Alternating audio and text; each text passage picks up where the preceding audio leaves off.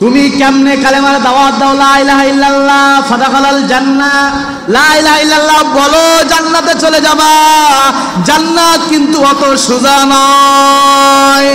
জান্নাত হলো সিকসিক তরবারির নিচে আল্লাহ জান্নাত রেখেছেন। কোথায়? চিকচিক তরবারির নিচে আল্লাহ কি রেখেছেন? তুমি কেমনে দাওয়াত দাও, তোমার বিপদ নাই, মুসিবত নাই, বরং বিরানি গরুর গোস্ত তোমার। আর আল্লাহর নবী দাওয়াত দিয়ে সর্বপ্রথম কি খাইছে? আরো জোরে। তাহলে বোঝা গেল তোমার দাওয়াত আর বিশ্বনবীর দাওয়াতের লাইন একই লাইন নয়। এখন আমাদেরকে পরিবেশ দিয়েছেন, সময় দিয়েছেন, এই সময়টা আমাদেরকে কাজে লাগাতে হবে।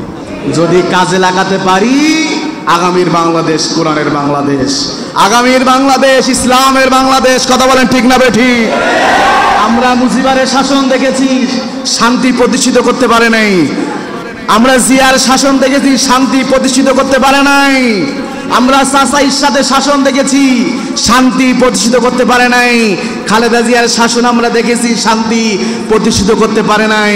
16 বছর স্বৈরাচার শাসন করেছে, শান্তি প্রতিষ্ঠিত করতে পারে নাই। শান্তি প্রতিষ্ঠিত করতে হলে চাচা খালা মামু সব শাসন শেষ, আগামীর বাংলাদেশ কোরআনের বাংলাদেশ। রাজি আছেন আপনারা? রাজি আছেন? আল্লাহ আমাদেরকে কবুল করেন, বলেন আমিন। আরো জোরে বলেন আমিন। আসুন এবার আমরা রাসূলের জীবনী থেকে আলোচনা শুনব ইনশাআল্লাহ। সময়টা বলে দিন।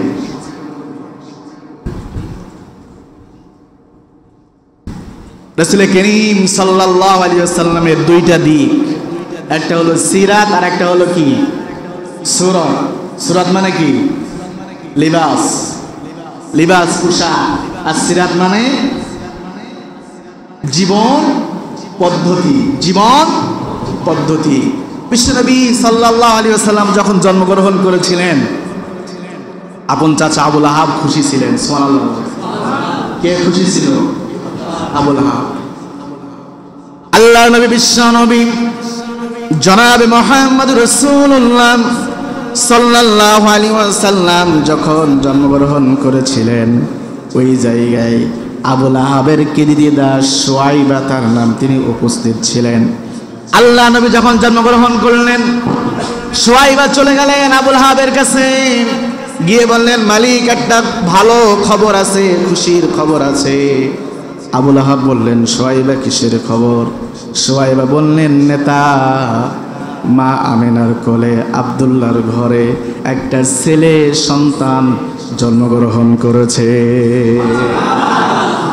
আবুল আহাব খুশি হলেন, এই শাহাদাত আঙ্গুলটা উঁচা করলেন, উঁচা করে সুয়াইবাকে বললেন, সুয়াইবা, তুমি যে খুশির সংবাদ দিয়েছ, আমি আনন্দিত হয়েছি। এই শাহাদাত আঙ্গুলটা ইশারা করে বললেন, এই খুশির সংবাদটা দেওয়ার কারণে তোমার পরাধীন জীবনটা আমি আবুল আহাব স্বাধীন করে দিলাম। তাহলে বিশ্বনবীর জন্মে কে খুশি? কথা বলে না? আপন চাচা আবুল আহাব। সামনে আলোচনা বুঝতে হলে এগুলো দরকার, এগুলা দরকার।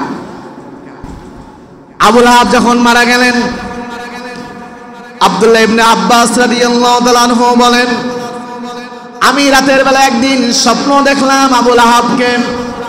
আমি জিজ্ঞাসা করলাম, চাচা আপনি কেমন আছেন? আবুল আহাব বললেন, ভাতিজা ভালো নাই, শুধু প্রতি সোমবারে আল্লাহ তাআলা আমার আযাবটা কমানোর ব্যবস্থা করে। শাহাদাত আঙ্গুল আর মধ্যম আঙ্গুলের মাঝখানে প্রতি সোমবারে আল্লাহ আমাকে পানি পান করার ব্যবস্থা করে দেয়। আব্দুল্লাহ ইবনে আব্বাস জিজ্ঞাসা করলেন, চাচা কেন প্রতি সোমবার আপনার পানি দেওয়া হয়? কেন আপনার আযাবটা কমানো হয়? আবুল আহাব বলেছিলেন, ভাতিজা, যেই দিন মুহাম্মদ জন্মগ্রহণ করেছিল বারটা ছিল সোমবার। কি বার? আরো জোরে বলেন। বারটা ছিল সোমবার। আমার কিরদিদাস গোলাম আমাকে খবর দেওয়ার কারণে আমি খুশি হয়েছিলাম। এই যে শাহাদাত আঙ্গুলটা উঁচা করে তার পরাধীন জীবনটা আমি স্বাধীন করে দিয়েছিলাম। ওই যে বিশ্বনবীর জন্মে আমি খুশি হয়েছিলাম, এই খুশি আল্লাহর কাছে এত পছন্দনীয় হয়েছে, এত পছন্দনীয় হয়েছে যে প্রতি সোমবারে আমার আযাবটা কমানো হয়, আর শাহাদাত আঙুল আর মধ্যম আঙুলের মাঝখানে পানি পান করার ব্যবস্থা করা হয়। জন্মগ্রহণ করেছে তাই খুশি, তাই আযাব কমানো হয়, আবার পানি পান করার ব্যবস্থা হয়। সেই নবী আমরা পেয়েছি। বিশ্বনবী পৃথিবীতে আসলেন, অনেক ঘটনা। আল্লাহর নবীর বয়স যখন 17 বছর, তিনি চিন্তা করলেন আমি যে জামানায় বসবাস করি এই জামানায় শান্তির কোনো আলো নাই, অশান্তি, ঠিক নয় কি? এই জন্য বলা হয় অন্ধকার যুগ, বর্বরতার যুগ, আয়ামে জাহিলিয়াত। এই জাহিলিয়াত আল্লাহ তাআলা বিশ্ব নবীকে দুনিয়ায় প্রেরণ করলেন। বিশ্বনবী চিন্তা করলেন এইভাবে তো মানুষ বসবাস করতে পারে না, এই সমাজে আছে চুরি ডাকাতি, জেনা, ব্যভিচার, মানুষের উপর জুলুম, অত্যাচার, নির্যাতন, জোর যার, ক্ষমতা তার, এইরকম পরিবেশে তো মানুষ বসবাস করতে পারে না। এই জন্য তিনি একটা সংগঠন তৈরি করলেন, নাম কি? আরো জোরে। হিলফুল ফুজুল নামে একটা সংগঠন আল্লাহর নবী তৈরি করলেন 17 বছর বয়সে। উদ্দেশ্য ছিল চুরি বন্ধ করব, ডাকাতি বন্ধ করব, জেনা, খুন, রাহাজানি, হত্যা, দুর্নীতি সব কিছুই বন্ধ করব। এই উদ্দেশ্য নিয়ে আল্লাহর নবী সংগঠন তৈরি করলেন 17 বছর বয়সে। 17 থেকে 40 তাহলে কত হয়? 23। 17 থেকে কত? 23 বছর যখন সংগঠনের বয়স হয়েছে, এই 23 বছরের ভিতরে মানুষ আল্লাহ নবীর কাছে বিচার নিয়ে যেতেন, আল্লাহ নবী বিচার করতেন, অসহায় মানুষদেরকে সাহায্য করতেন, মানুষ বিপদে পড়লে বিপদ থেকে তাদেরকে উদ্ধার করতেন। অর্থাৎ মানুষ যে সমস্যায় পড়ুক না কেন, সমাধানের জন্য কার কাছে যেতেন? কার কাছে? কারণ কোরআন নাজিলের আগে আল আমিন বিশ্বাসী, সুবহানাল্লাহ। কোরআন নাজিলের আগেই কি? আল আমিন বিশ্বাসী। মানুষ এত বিশ্বাস করতেন, বিপদে পড়লে কার কাছে যেত? কার কাছে? বিশ্বনবীর কাছে। আল্লাহ নবী বিচার করতেন, তারপরেও কি নাই? সমাজে শান্তি নাই। সমাজে কি নাই? শান্তি নেই। 23 বছর যখন সংগঠনের বয়স হয়েছে, আল্লাহ নবী পেরেশানের ভিতরে পড়ে গেলেন। 23 বছর সংগঠনের বয়স হয়ে গেছে, কিন্তু একটা চুরিও বন্ধ করতে, ডাকাতি বন্ধ করতে, জেনা বন্ধ করতে, খুন, রাহাজানি, হত্যা বন্ধ করতে পারে নাই। এর কারণ কি? এর কারণ আছে না? এর কারণ আছে না নাই? সিরাতের লেখকরা বলেছেন বিশ্বনবী যে সংগঠন তৈরি করলেন, 23 বছর বয়স হলো সংগঠনের, একটা অন্যায় কাজ সমাজ থেকে বন্ধ করতে পারে নাই। এর কারণ হলো বিশ্বনবী যে সংগঠন তৈরি করেছিলেন, ওই সংগঠন আল্লাহর কোনো মনোনীত ছিল না, আল্লাহর নির্দেশ ছিল না। ওই সংগঠনের উপর আল্লাহ কোনো কিতাব নাজিল করে নাই, কোনো সূরা নাজিল করে নাই, কোনো আয়াত নাজিল করে নাই। যার কারণে মানুষের তৈরি করা সংগঠন, মানুষের তৈরি করা সংবিধান দিয়ে মানুষের চরিত্র পরিবর্তন করা যায় না। এখান থেকে একটা শিক্ষা নিয়ে বাড়ি যান। যে সংগঠনে আল্লাহর কোরআন নাই, রাসূলের আদর্শ নাই, দিন কায়েমের চেতনা নাই, ওই সংগঠন কোন মুসলমান করতে পারে না। কোন মুসলমান যে সংগঠনে কি নেই? কি নাই? রাসূলের আদর্শ নাই, দিন কায়েমের চেতনা নাই, নারায়ে তাকবীর আল্লাহু আকবার স্লোগানে যে সংগঠনে নাই, ওই সংগঠন কোন ইমানদার, কোন মুসলিম, কোন নামাজি কোশ্চিন কালেও করতে পারবে না। যদি করে সে নামধারী মুনাফিক ছাড়া আর কিছুই হবে না। এই শিক্ষা কি আমরা নিতে পারি? কথা বলে না। এই শিক্ষা কি আমরা নিতে পারি? এবার আপনার কাছে প্রশ্ন, 40 বছরে যখন কোরআন নাজিল হয়েছে, বিশ্বনবীর বয়স ছিল কত? টোটাল 63। তাহলে 63-তে 40 বছরে কোরআন নাজিল হয়েছে, তাই না? কোরআন নাজিলের পরে বিশ্বনবী আর কতদিন ছিলেন? 23 বছরে। কোরআন নাজিলের পরে 23 বছরে তিনি চুরি বন্ধ করতে পেরেছিলেন? কথা বলেন, পারে নাই? কোরআন নাজিলের পরে পারে নাই? জিনা বন্ধ করতে পারে নাই? দুর্নীতি বন্ধ করতে পারে নাই? মানুষের কাছে শান্তি প্রতিষ্ঠিত করতে পারে নাই? কিসের মাধ্যমে? আরো জোরে বলেন, আরো চিল্লাই বলেন, সেই কোরআন আছে না নাই? আরো জোরে বলেন, আছে না নাই? চুরি আছে আমাদের সমাজে, ডাকাতি আছে, জেনা আছে, ব্যভিচার আছে, দুর্নীতি আছে, চাঁদাবাজি আছে, জমি দখল আছে, কোরআনও আছে। কোরআন থাকলে তো চুরি থাকার কথা না, কোরআন থাকলে দুর্নীতি থাকার কথা না, কোরআন থাকলে তো চাঁদাবাজি করার কথা না। তাহলে কোরআন শিখানো থাকবে, অন্যায় শিকারে থাকবে, এটা তো মেনে নেওয়া যায়। কোরআন নাজিলের আগে মক্কায় ছিল পাপ, কোরআন নাজিলের পরে মক্কায় মদিনায় পাপগুলো হয়েছে সাফ। কিসের মাধ্যমে? আরো জোরে বলে।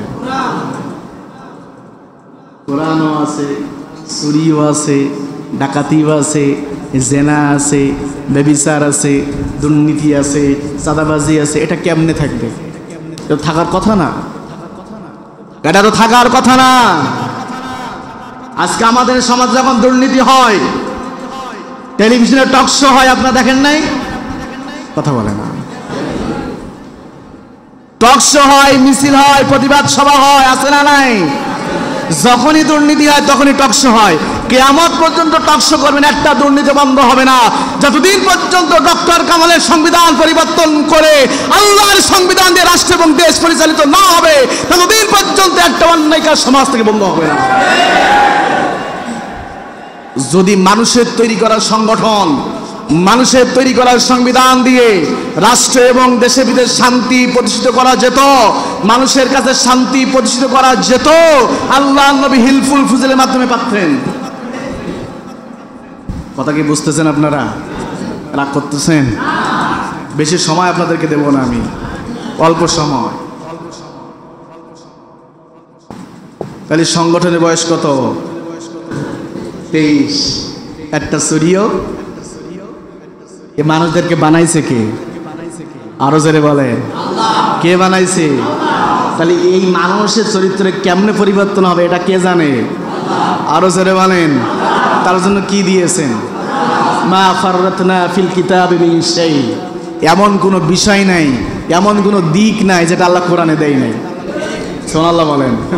আমরা তো কোরআন থেকে তাবিজ খুঁজি। কথা বলেন, কোরআন থেকে কি খুঁজি? তাবিজ খুঁজি। কপাল পড়া মুসলমান, এটা হলো কি? কপাল পড়া মুসলমান। এটা কোরআন বোঝে না, কোরআন বোঝার চেষ্টা করে না। কোরআন এক জিনিস, রাজনীতি আর এক জিনিস মনে করে। কথা বলে না। কিন্তু আল্লাহ যে কোরআন দিয়েছেন রাজনীতির কিতাব হিসাবে, তুমি যে রাজনীতি করবা, এই রাজনীতির মূল কর্মসূচি হবে কোরআন। কি হবে? এই জন্য তো আমি 30 পারা দিয়েছি। যদি শুধু নামাজ পড়ার জন্য নাজিল করতাম 10টা সূরা যথেষ্ট। কথা বলে না। কিন্তু আল্লাহ দিয়েছেন কয়টা? 114টা। কয়টা পারা আছে? কয়টা? এইগুলো কি খতম শরীফ পড়ার জন্য? তারাবিতে খতম দেওয়ার জন্য? বাপ মারা গেছে 40 দিনের জন্য? চুরি করলে কি করতে হবে? কোরআনে আছে না নাই? জিনা করলে কি করতে হবে? কোরআনে আছে না নাই? ডাকাতি করলে কি করতে হবে? কোরআনে আছে না নাই? দুর্নীতি করলে কি করতে হবে? কোরআনে আছে না নাই? তুমি নিয়ে তাবিজ খোঁজো। কি খোঁজো? তাবিজ খোঁজো। আজকে সমাজে তো অনেক আলেম কোরআন পড়ে, কিন্তু দিন কায়েমের রাস্তায় বাধা দিচ্ছে। এখন কথা বলে না। দাড়ি আছে, টুপি আছে, মাশাআল্লাহ, পাঞ্জাবি, সব কিছুই আছে, কিন্তু দিন কায়েমের রাস্তায় কি করতেছে? আজকে বাংলাদেশে যে কটা ইসলামী দল আছে, এগুলো যদি ঐক্যবদ্ধ হতো, আজকে রাত 12টার সময় ঐক্য হবে, 12টা 1 মিনিটে বাংলাদেশ ইসলাম কায়েম হয়ে যাবে। কথা বলে না। কিন্তু সেই আলেমদের ভিতরে এখন কি কি কি ফাটো, কি ফাটো। আহা, তাহাজ্জুদ পড়ে, তাসবিহ দানা গনে, নামাজ পড়ো, কোনো কিছু কাজে লাগবে না, দিন কায়ে বাধা দিয়েছো। আল্লাযীনা কাফারু ওয়া সাদ্দু আন সাবিলিল্লাহ আদাল্লা আমালহুম, যারা অস্বীকার করে ফি সাবিলিল্লাহ, আল্লাহর পথে চলতে যারা বাধা দেয়, আদাল্লা আমালহুম, তোমার সমস্ত আমল নষ্ট। কোথাকার? সূরা মুহাম্মদ প্রথম আয়াত পড়ে। হাজি হইছো? বলো নামাজি হইছো, দানশীল হইছো, কোনো কিছু কামে আসবে না। ওয়ালা তাতাফাররাকু আন আকিমুদ্দিন ওয়ালা তাতাফাররাকু, দিন কায়েমের রাস্তা যদি ফাটল সৃষ্টি করো, তোমার কোনো কিছুই কাজে আসবে না। তুমি যে দল করো আমার কোনো আপত্তি নাই, তবে দিন কায়েমের ক্ষেত্রে ঐক্য হতে হবে। কি হতে হবে? আল্লাহ বলেছেন আকিমুদ্দিন ওয়ালা তাতাফাররাকু, খবরদার খবরদার ফাটল সৃষ্টি করো না। উপকার না করতে পারে চুপ করে বসে থাকো। রাগ করতেছেন আপনারা? বিশ্বনবী সাল্লাল্লাহু আলাইহি ওয়াসাল্লাম চিন্তিত হলেন, এই জাতির মানুষদেরকে আলোর পথে কেমনে আনবো, জাহান্নামী সমাজ থেকে কেমনে আমি জান্নাতি সমাজ তৈরি করব। এই চিন্তা নিয়ে হেরা গুহায় চলে গেলেন। বিশ্বনবীর বয়স যখন 40 বছর 6 মাস, আল্লাহ তাআলা জিবরাইলকে পাঠালেন, ও জিবরাইল যাও, চলে যাও, আমার নবী পেরেশানি ভিতরে পড়ে গেছে, যাও আমার নবীর কাছে কোরআনের 5টা আয়াত নাজিল করে দাও। হযরত জিবরাইল চলে আসলেন, কোনো কথা বলে না। জিবরাইল এসে বললেন, মুহাম্মদ বলো ইকরাম। আল্লাহর নবী বলেন, আমি তো পড়তে জানি না। 3বার বললেন, 3বার বললেন আমি পড়তে জানি না। হযরত জিবরাইল বিশ্বনবীকে আলিঙ্গন করলেন, চাপ দিলেন। এইবার জিবরাইল যখন বললেন মুহাম্মদ বলো ইকরাম, আল্লাহ নবী পড়া শুরু করলেন। আল্লাহ তাআলা বিশ্বনবীর কাছে সূরা আলাকের 5টা আয়াত বিশ্বনবীর কাছে আল্লাহ নাজিল করে দিলেন। হযরত জিবরাইল চলে গেলেন। বিশ্বনবীর শরীরে জ্বর চলে এসেছে, কাঁপন সৃষ্টি হচ্ছে। পাহাড় থেকে আল্লাহ নবী নিচের দিকে নামছেন। আসমানে কে যেন ঘোষণা করলো, মুহাম্মদ ভয় পেও না, চিন্তিত হইও না, মালিক আল্লাহ তোমাকে আখেরি জামানার পয়গম্বর হিসেবে আল্লাহ তোমাকে মনোনীত করেছে। ভয় পেও না, চিন্তিত হইও না। বিশ্বনবী বাড়ি চলে গেলেন। মা খাদিজা রাদিয়াল্লাহু তাআলা আনহাকে বললেন, জাম্মিলুনি জাম্মিলুনি, আমাকে কম্বল দিয়ে ঢেকে দাও। বিশ্বনবীকে কম্বল দিয়ে ঢেকে দেওয়া হলো। আল্লাহ নবীর কোনো হুঁশ নাই, বেহুশ হয়ে পড়ে আছেন। বিশ্বনবীর যখন হুঁশ ফিরে এসেছে, মা খাদিজা জিজ্ঞাসা করলেন, আপনার কি হয়েছে? বিশ্বনবী পাহাড়ের সকল ঘটনা খুলে বললেন। মা খাদিজা বললেন, মুহাম্মদ প্রাণের স্বামী আমার, আপনি ভয় পাবেন না, চিন্তিত হবেন না, কারণ আপনি মানুষ বিপদে পড়লে বিপদ থেকে উদ্ধার করার চেষ্টা করেন, আত্মীয়দের হক আদায় করেন। আমার বিশ্বাস আপনাকে কেউ ক্ষতি করতে পারবে না। মা খালিদা বিশ্বনবীকে সাথে নিয়ে ওরাকা বিন নওফেলের কাছে চলে গেলেন। চাচাতো ভাই গিয়ে পাহাড়ের সকল ঘটনা খুলে বললেন। ওরাকা বিন নওফেল বললেন, মুহাম্মদ চিন্তা করো না, চিন্তা করো না, কারণ মুসা কালিমুল্লাহর কাছে যে ফেরেশতা এসেছিল, তোমার কাছেও সেই ফেরেশতা এসেছে। আমরা তাওরাত ইনজিল জাবুরে পড়ে দেখেছি, তুমি হবে আখিরি জামানার পয়গম্বর জনাবে মুহাম্মদ রাসূলুল্লাহ সাল্লাল্লাহু আলাইহি ওয়াসাল্লাম। ভয় পেও না, চিন্তিত হইও না, তুমি হলো শেষ জামানার নবী। বলেন সুবহানাল্লাহ। তবে সমস্যা একটা আছে। ওরাকা বিন নওফেল কি বলতেছে? কথা বলে না। সমস্যা একটা আছে, তোমার কাছে যেটা নাজিল হয়েছে এইটা নিয়ে যখন তুমি জমিনে দাঁড়িয়ে যাবা, এই সমাজের মানুষ তোমার বয়কট করবে, এই সমাজের মানুষ তোমার মক্কা থেকে তাড়িয়ে দিবে, তোমাকে এক ঘুরি করে রেখে দিবে, তোমার উপর জুলুম নির্যাতন করবে। বিশ্বনবী চিন্তিত হলেন, এমন কি নাজিল হয়েছে যে যার কারণে মক্কার মানুষ আমার বিরোধিতা করবে? নাজিল হয়েছে কি? আরো জোরে কম। তাহলে কুরআন নাজিল হওয়ার পরে ওরাকা বিন নওফেল কি বলতেছে? বিপদ কিন্তু তোমার কি সামনে আসে। আপনি কোরআন মানবেন আর বিপদে পড়বেন না, এটা তো হতে পারে না। কথা বলে না। আপনার জীবনে আপনি কোরআন বাস্তবায়ন করবেন, জেলখানায় যাবেন না, এটা তো হতে পারে না। আপনি কোরআন মানবেন, আপনার শরীর থেকে রক্ত ঝরবে না, এটা তো হতে পারে না। যখনই আপনার শরীর থেকে কোরআন ঝরবে, যখনই আপনি জেলখানায় যাবেন, বাড়ি ঘুমাতে পারবেন না, তখনই বুঝবেন যে আপনি প্রকৃত রাসূলের আশেক হয়েছেন, প্রকৃত রাসূলের আশেক হয়েছেন। যে কথাগুলো বলে যাবো অন্তর দিয়ে চিন্তা করবেন। কি দিয়া? কি দিয়া? অন্তর দিয়া। নাজিল হয়েছে কি? প্রথমে কি বলেন? ইকরা বিসমি রাব্বিকাল্লাযী খলাক। কি করো? পড়ো তোমার প্রভুর নামে, যিনি তোমাকে কি করেছেন?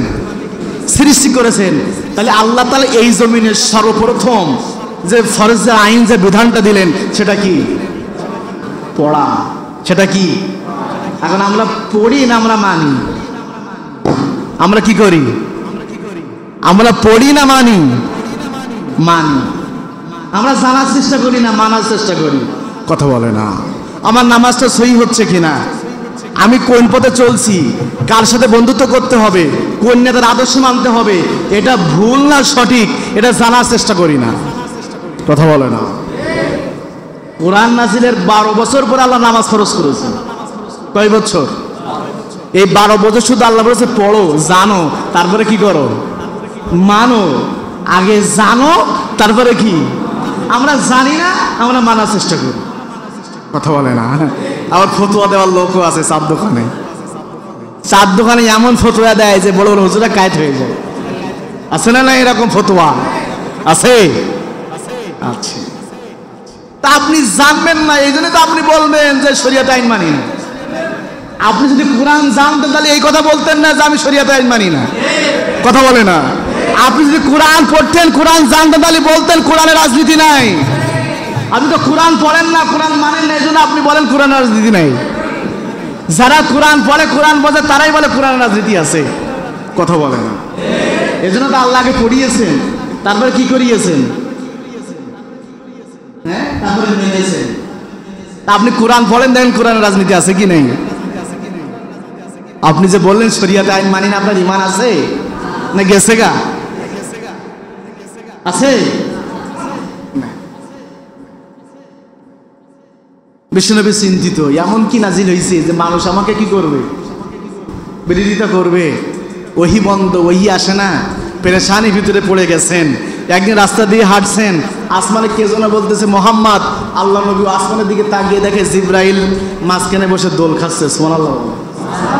একটা পা আসমানে, আর একটা পা কি জমিনে দোল খাচ্ছে। আল্লাহ নবী আবার ভয় পেলেন, আবার বাড়ি চলে গেলেন। কম্বল মুড়ি দিয়ে ঘুমিয়ে আছে। এবার আল্লাহ আয়াত নাজিল করলেন, ইয়া আইয়ুহাল মুদ্দাসসির কুম ফাআনজির ওয়া রাব্বাকা ফাকাব্বির। আল্লাহু আকবার বল। ইয়া আইয়ুহাল মুদ্দাসসির, হে কম্বল মুড়ি দিয়া ব্যক্তি। কম্বল মুড়ি দিয়ে আছে কে? কে? মুহাম্মদ সাল্লাল্লাহু। ইয়া আইয়ুহাল মুদ্দাসসির, হে কম্বল মুড়ি দিয়া ব্যক্তি, কুম ফাআনজির, দাঁড়িয়ে যাও। 40 বছর 6 মাস চিন্তা করেছো জাহান্নামী সমাজ থেকে কেমনে জান্নাতি সমাজ বানাবা, অশান্ত সমাজ থেকে কেমনে শান্ত করবা, মানুষের ভিতরে শান্তি কেমনে প্রতিষ্ঠিত করবা।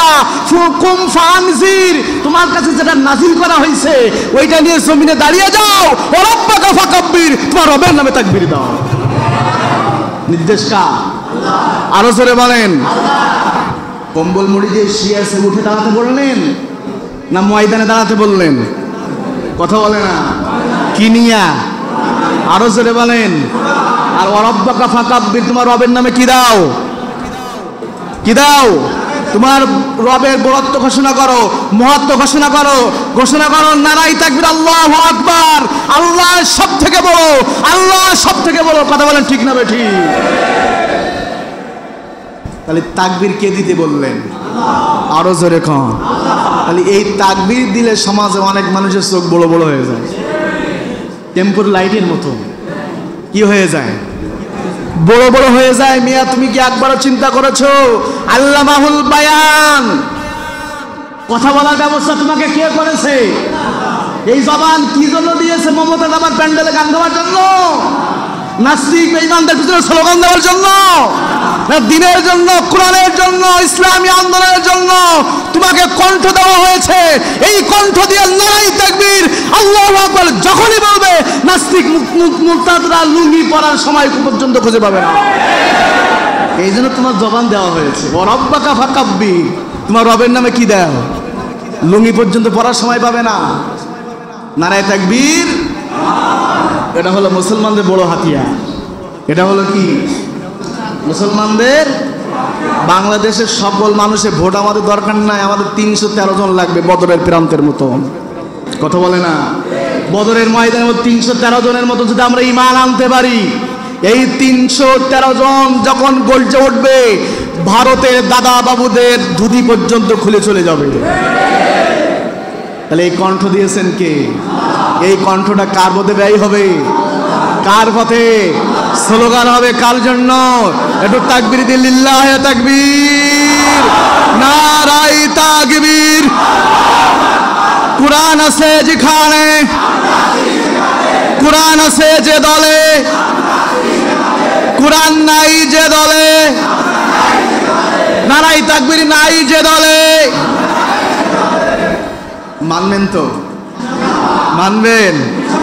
যদি মানতে পারেন সিরাত নবী সার্থক হবে ইনশাআল্লাহ। তাহলে আল্লাহ বললেন কি? কুম ফাংজির ও রব্বাকা ফাকাব্বির, তোমার রবের নামে কি দাও? তাকবীর দাও। তবে প্রকাশ্য নয়, গোপনে করো। কি করো? আরো জোরে বলেন। এই জন্য সিরাতের লেখকরা মক্কা জীবনটাকে 4টি ভাগে ভাগ করেছে। কয়টি? 3 বছর গোপন, 2 বছর প্রকাশ্য, 5 বছর জুলুম নির্যাতন, 3 বছর জেল। সুবহানাল্লাহ খায় না? তাহলে এবার হিসাব করেন, 3 বছর গোপন, 2 বছর প্রকাশ্য, তাহলে 3 আর 2 কত? 5 বছর জুলুম নির্যাতন, কত?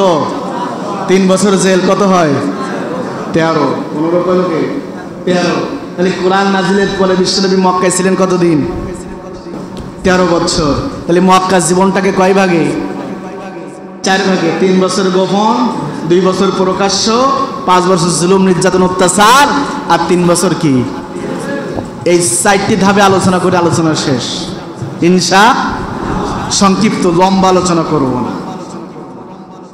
আল্লাহ বললেন এখন প্রকাশ্য দাওয়াতি কাজ করার কোনো সুযোগ নেই, এখন কি করো?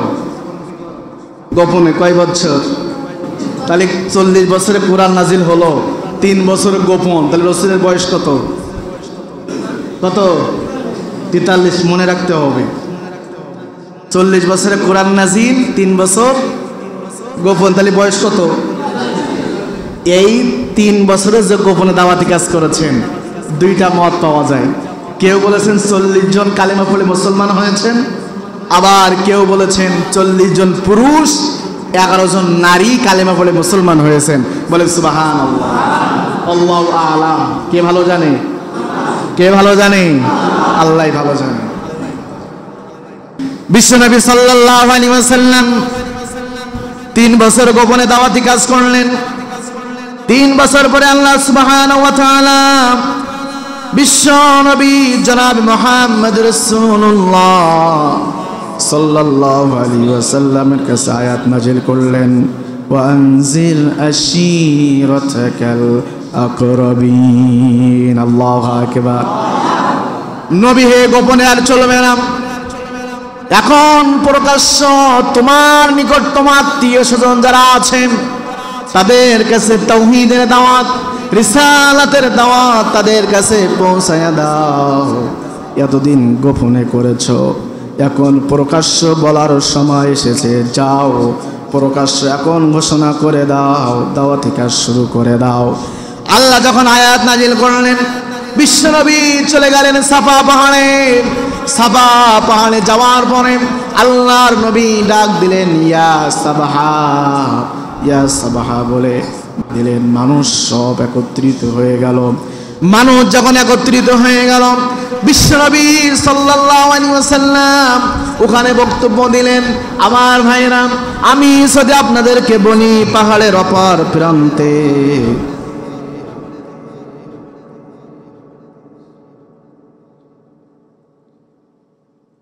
এটা এই বিষয়ে আলোচনা করতে হবে। হ্যাঁ, আমাদের সেই দিকে যাচ্ছি।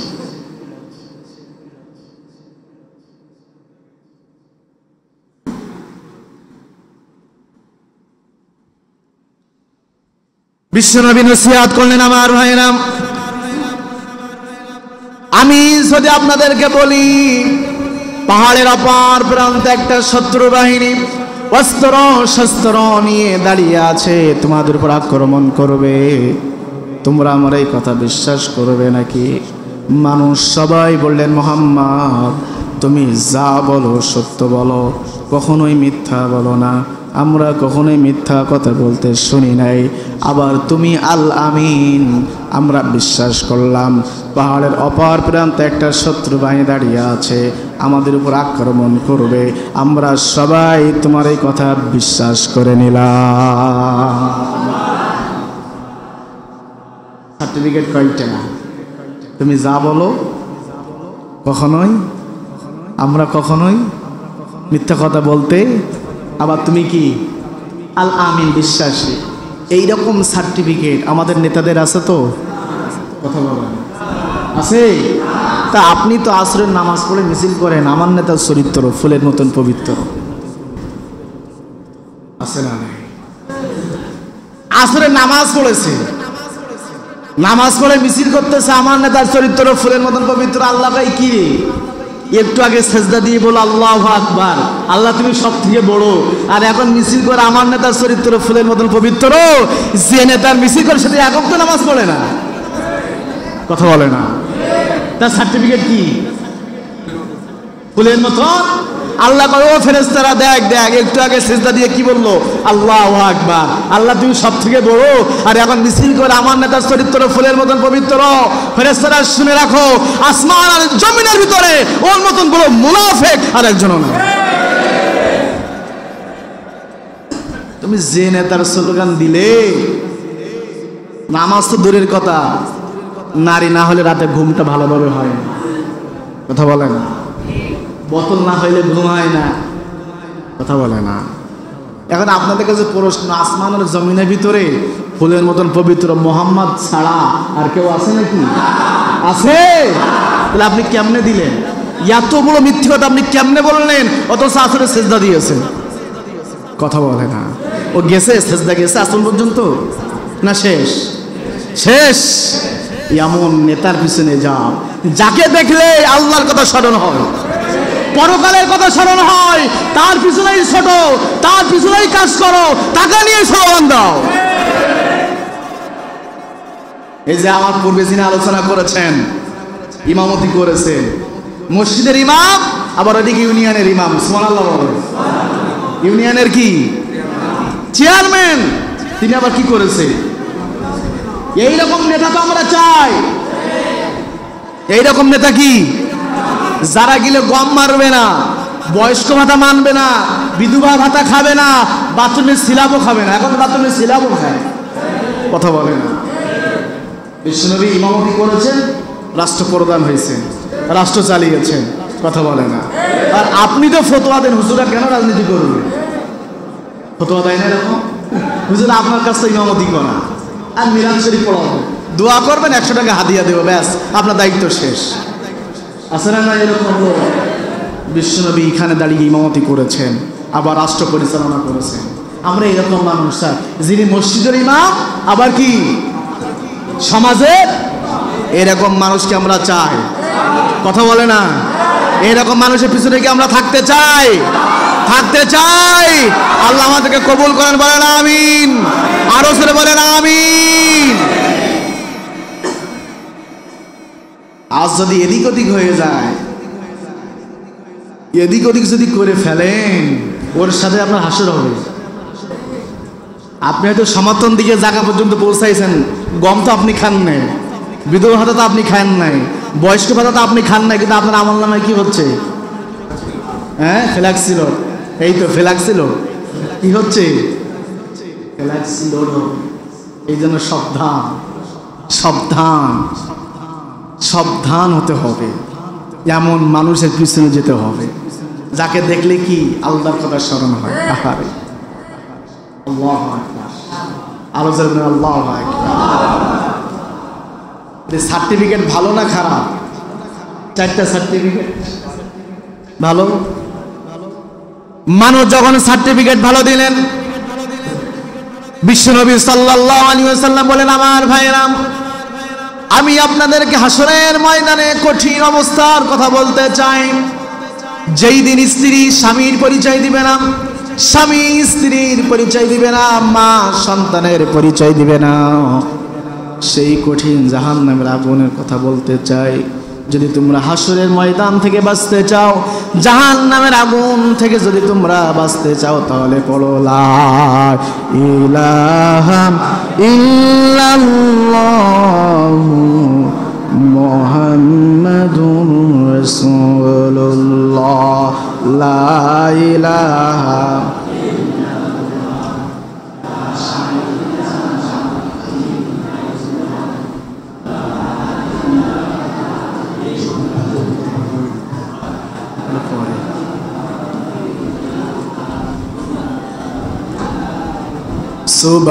সুবহানাল্লাহ ওয়ালহামদুলিল্লাহ, লা ইলাহা ইল্লাল্লাহ, সুবহানাল্লাহ ওয়ালহামদুলিল্লাহ, লা ইলাহা ইল্লাল্লাহ মুহাম্মাদুর রাসূলুল্লাহ সাল্লাল্লাহু। বিশ্বনবী কালেমার ঘোষণা দিলেন। ওই মজলিসে আপন চাচা আবুল আহাব ছিলেন। কে? কথা বলে না। হাতে একটা পাথর নিলেন, কি আর বললেন, তাব্বাল্লাকা ইয়া মুহাম্মদ আলী হাযা জামাতানা। এই কথা বলে বিশ্বনবীর দিকে পাথরটা নিক্ষেপ করে দিলেন। নাউজুবিল্লাহ। কয় না? সার্টিফিকেট কয়টা? তুমি যা বলো কখনোই, আমরা কখনোই। আবার তুমি কি আল আমিন সার্টিফিকেট ভালো দেওয়ার পরেও কেন এখন পাথর মারল? কেন পাথর মারল? কি উচ্চারণ করেছে? লা ইলাহা ইল্লাল্লাহ, আল্লাহ ছাড়া মাবুদ নাই, আল্লাহ ছাড়া আইন দাতা নাই, আল্লাহ ছাড়া রিজিক দাতা নাই, আল্লাহ ছাড়া বিধান দাতা নাই। আসমান জমিন যার, আইন চলবে। আরো জোরে, আলা লাহুল খালকু ওয়াল আম, সৃষ্টি যার, আইন চলবে কার? এবং বিশ্বনবী যখন কালেমা উচ্চারণ করেছে, ব্যাখ্যা করা লাগে নাই, কারণ মক্কার ভাষা আরবি, কোরআনের ভাষা কি? আরো জোরে। বিশ্বনবী কালেমা উচ্চারণ করলেন, লা ইলাহা ইল্লাল্লাহ। আবু লাহাব বুঝতে পেরেছে আমরা একটা সংবিধান বানাইছি, আবু জেহেল একটা সংবিধান বানাইছে, আমরা এতদিন যে ক্ষমতার চেয়ারটা লালন করে ধরে রেখেছি, এখন লা ইলাহা ইল্লাল্লাহ মানে হলো ক্ষমতার চেয়ার মুহাম্মাদের কাছে। কথা বলেন। আমরা যে সংবিধান বানাইছি, এই সংবিধান পরিবর্তন করে আল্লাহর সংবিধান প্রতিষ্ঠিত হয়ে যাবে, এটা আমি আবু লাহাব বেঁচে থাকতে কখনোই হতে দিব না। এখন কি খাও? কি কথা বলে না? যে আবু লাহাব জন্মে খুশি ছিল, কথা বলে না, জন্মে খুশি ছিল, মুহাম্মদ জন্মগ্রহণ করেছে, আবু লাহাব খুশি ছিলেন। কিন্তু মুহাম্মদ যখনই প্রকাশ্য কোরআনের দাওয়াত দিলেন, আবু লাহাব কি করলেন? আরো জোরে। এখন বিশ্বনবী যে বংশের, আবু লাহাব হিন্দু বৌদ্ধ না রাসূলের বংশের? কথা বলে না। রাসূলের বংশে, রাসূলের বংশে হওয়ার পরেও বিশ্বনবী যখন কালেমার দাওয়াত দিলেন, আপন চাচা পাথর মেরেছেন। আজকে সমাজে দেখেন, যখনই আপনি কোরআন দিয়ে রাষ্ট্র পরিচালনার কথা বলবেন, দিন কায়েমের কথা বলবেন, যখনই আপনারা বলবেন কোরআন সংসদ মানে কোরআন বাস্তবায়ন করতে চাই, কোন হিন্দু বাধা দেয় না, কোন খ্রিস্টান বাধা দেয় না, কোন বৌদ্ধ বাধা দেয় না, নামদারি মুসলমান মুনাফিক বাধা দেয়।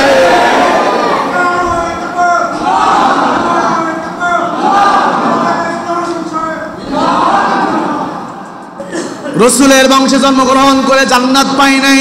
জান্নাত কথা বলে না। রসুলের বংশে জন্মগ্রহণ করেও জান্নাত পাই নাই। শুধু কোরআনের বিরোধিতা করার কারণে, দিন কায়েমের বিরোধিতা করার কারণে আল্লাহ তাকে জাহান্নামে পাঠিয়েছেন। আপনি আমি তো রসুলের বংশে জন্মগ্রহণ করি নাই, আপনি মুসলমান হয়ে কেমনে কোরআনের বিরোধিতা করেন? সাবধান হয়ে যান। যারা এই কোরআনের সাথে গাদ্দারি করেছে আল্লাহ পৃথিবীতে বেশি দিন থাকার সুযোগ দেয় নাই। কথা বলে না। যারা দিনের সাথে বিরোধিতা করেছে আল্লাহ এই সমাজে বেশি দিন তাদের থাকতে।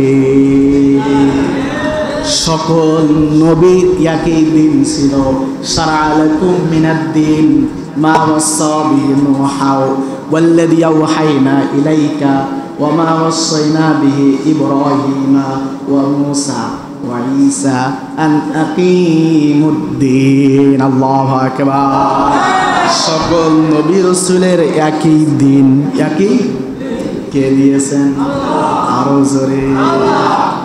ফিরাউনও কিন্তু দিনের বিরোধিতা করেছিল, আল্লাহ পানিতে চুপিয়ে চুপিয়ে মেরেছেন।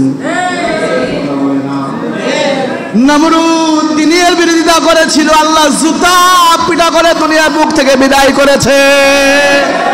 আবু জেহেল কোরআনের বিরোধিতা করার কারণে ছোট্ট শিশুদের মাধ্যমে তাকে দুনিয়ার বুক থেকে বিদায় করেছেন। কোরআনের বিরোধিতা করার কারণে 17 বছর লালন করার পরও আল্লাহ দুপুরে খাবার সময় পর্যন্ত দেয় নাই। সে আল্লাহ আছে না নাই? আরো জোরে। খবরদার কোরআনের বিরোধিতা করো না, দিনের বিরোধিতা করো না। হেলিকপ্টার পাইছে, তুমি কিন্তু হেলিকপ্টার পর্যন্ত পাবা না। বলে না। শুধু ন্যাংলা মশাই যথেষ্ট, শুধু জুতা মারবে আর আরাম পাবেন। কথা বলে না। আবু লাহাব কি মেরেছে? কথা বলে না। কোন বংশ? রসুলের বংশ হলেও কিন্তু জান্নাত পাওয়া। কোরআনের সাথে যার সম্পর্ক থাকবে সে আল্লাহর প্রিয় বান্দা, সে নবীর বংশ হোক আর না হোক। কথা বলে না। আবার যদি কোরআনের বিরোধিতা করো, রসুলের বংশ হয়েও কোনো লাভ, কোনো লাভ কি? আপনাদের কষ্ট হচ্ছে ভাই? থাকবেন আমার সাথে ইনশাল্লাহ পড়া পর্যন্ত? না, 10:30 নাকি? আবু লাহাব কি মেরেছে? কি উচ্চারণ করার কারণে? কি উচ্চারণ? সেই কালেমা আমাদের সমাজে আছে না? না, এই কলেমার দাওয়াত আপনি আমি দেই, কোনো বিপদ নাই, মুসিবত নাই, বরঞ্চ গরুর গোস্ত ছাগলের গোস্ত চলে আসে। আমি ভুল বললাম? তুমি কেমনে কালেমার দাওয়াত দাও? লা ইলাহা ইল্লাল্লাহ ফাদাখালাল জান্নাহ, লা ইলাহা ইল্লাল্লাহ বলো, জান্নাতে চলে যাবা। জান্নাত কিন্তু অত সোজা নয়। জান্নাত হলো শিকশিক তরবারির নিচে আল্লাহ জান্নাত রেখেছেন। কোথায়? চিকচিক তরবারির নিচে আল্লাহ কি রেখেছেন? তুমি কেমনে দাওয়াত দাও? তোমার বিপদ নাই, মুসিবত নাই, বরং বিরানি গরুর গোস্ত তোমার। আর আল্লাহর নবী দাওয়াত দিয়ে সর্বপ্রথম কি খাইছে? আরো জোরে। তাহলে বোঝা গেল তোমার দাওয়াত আর বিশ্বনবীর দাওয়াতের লাইন একই লাইন নয়। তোমার লাইন এইদিকে, আর আল্লাহর নবীর লাইন এইদিকে। আবু লাহাব যখন পাথর মেরেছে, বিশ্বনবী কষ্ট পেয়েছে। আপন চাচা কে? এতদিন যে চাচা আমাকে নিয়ে গর্বিত, ভাতিজা তোমার মতন এইরকম ভাতিজা পেয়ে আমরা খুশি, কারণ মক্কার মানুষ তোমাকে বিশ্বাস করে। আল আমিন বলে মানুষ বলে আবুল আহাবের একজন ভাতিজা আছে, সৎ মানুষ, ভালো মানুষ। এইটা মানুষ যখন বলে মনের ভিতরে আনন্দ হয়। আর এখন তুমি সেই ভাতিজা চাচার চেয়ার নিয়ে টানাটানি করো, মোহাম্মদ তুমি তো আগে এত খারাপ ছিলে না।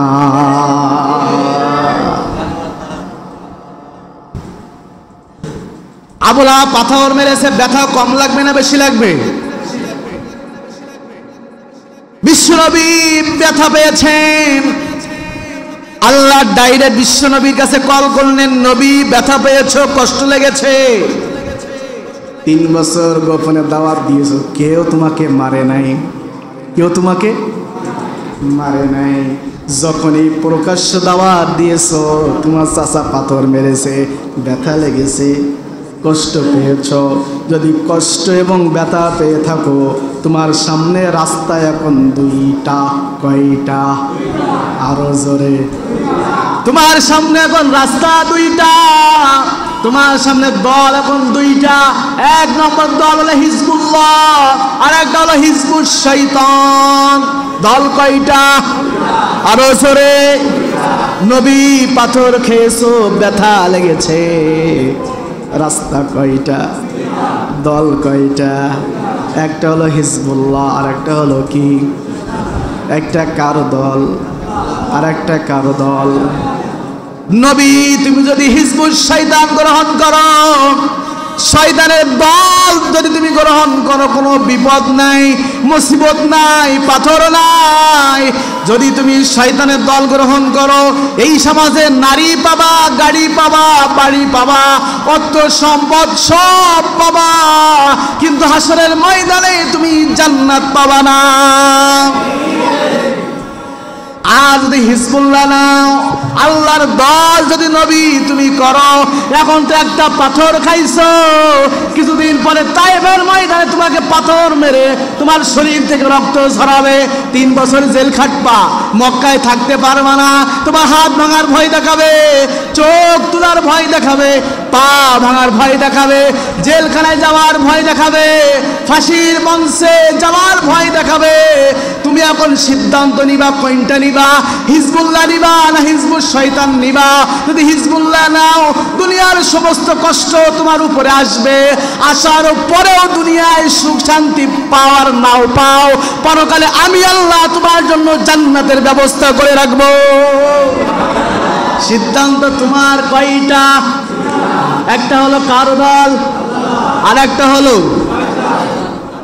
নবী। কোনটা নিবা? আপনি কোনটা নিবেন? আপনি কোনটা নিবেন? হিজবুল্লাহ না হিজবুশ শয়তান? এখন হিজবুল্লাহ যদি নেন, আবারও মাইর খাওয়া লাগবে। খাবেন?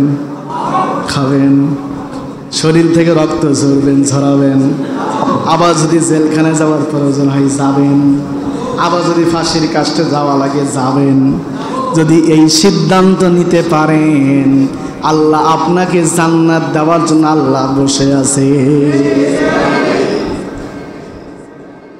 আর হিজবুশ শয়তান নিলে কি হবে? দুনিয়ার সুখ শান্তি সব পাবে, কি পাবে না? কি পাবে না? কি পাবে না? এখন আপনি বলবেন যে হুজুর, আমি হিজবুল্লাহ না হিজবুশ শয়তানেও নই, আমি নিউট্রাল। আমি কি? আমি নামাজ পড়বো, 5 ওয়াক্ত নামাজ পড়বো, জিকির আজকার করবো, দান সদকা করবো, তাসবিহ তাহলিল করবো, টাকা থাকলে হজ করবো, আমি এইসবে নাই। আছে না নাই? এরকম মানুষ আছে। কিন্তু আল্লাহ তো কোরআনে দল দিয়েছেন 2টা। কয়টা? হিজবুল্লাহ না হয় কি? যে কোনো একটা তোমাকে করতেই হবে। এই পৃথিবীতে তোমাকে থাকতে হলে কি যে কোনো একটা, তুমি নিউট্রাল থাকার সুযোগ নেই যে আমি নিউট্রাল, আমি কোনো টালে নাই। এই কথা যে বলবে যে আমি কোনো টালে নাই, এ থাকবে জাহান্নামের নিচে। ইন্নাল মুনাফিকিন ফি দারকিল আসফালি মিনান নার। তুমি থাকবে জাহান্নামের নিচে, তোমার উপরে থাকবে ফিরাউন, আবু লাহাব, আবু জেহেল, উতবা, সাইবা, নমরুদ। তুমি থাকবা কোথায়? শুধু কি হওয়ার কারণে? নিউট্রাল। আমি কোনো এরকম মানুষ আছে না নাই? আছে। আমি ওইসবের ভিতরে নাই, ওইসবের ভিতরে মরো মরো। কবরে প্রশ্ন, মান রব্বুকা, কোন দল করেছিল, কার আইন মেনেছিলে? মান রব্বুকা, তোমার রবকে, রবকে। এটা শুধু মুখে বললে হবে না, বাস্তবায়ন করতে হবে। তুমি কার সংবিধান মেনেছো? মান রব্বুকা, তুমি কার সংবিধান মেনেছো?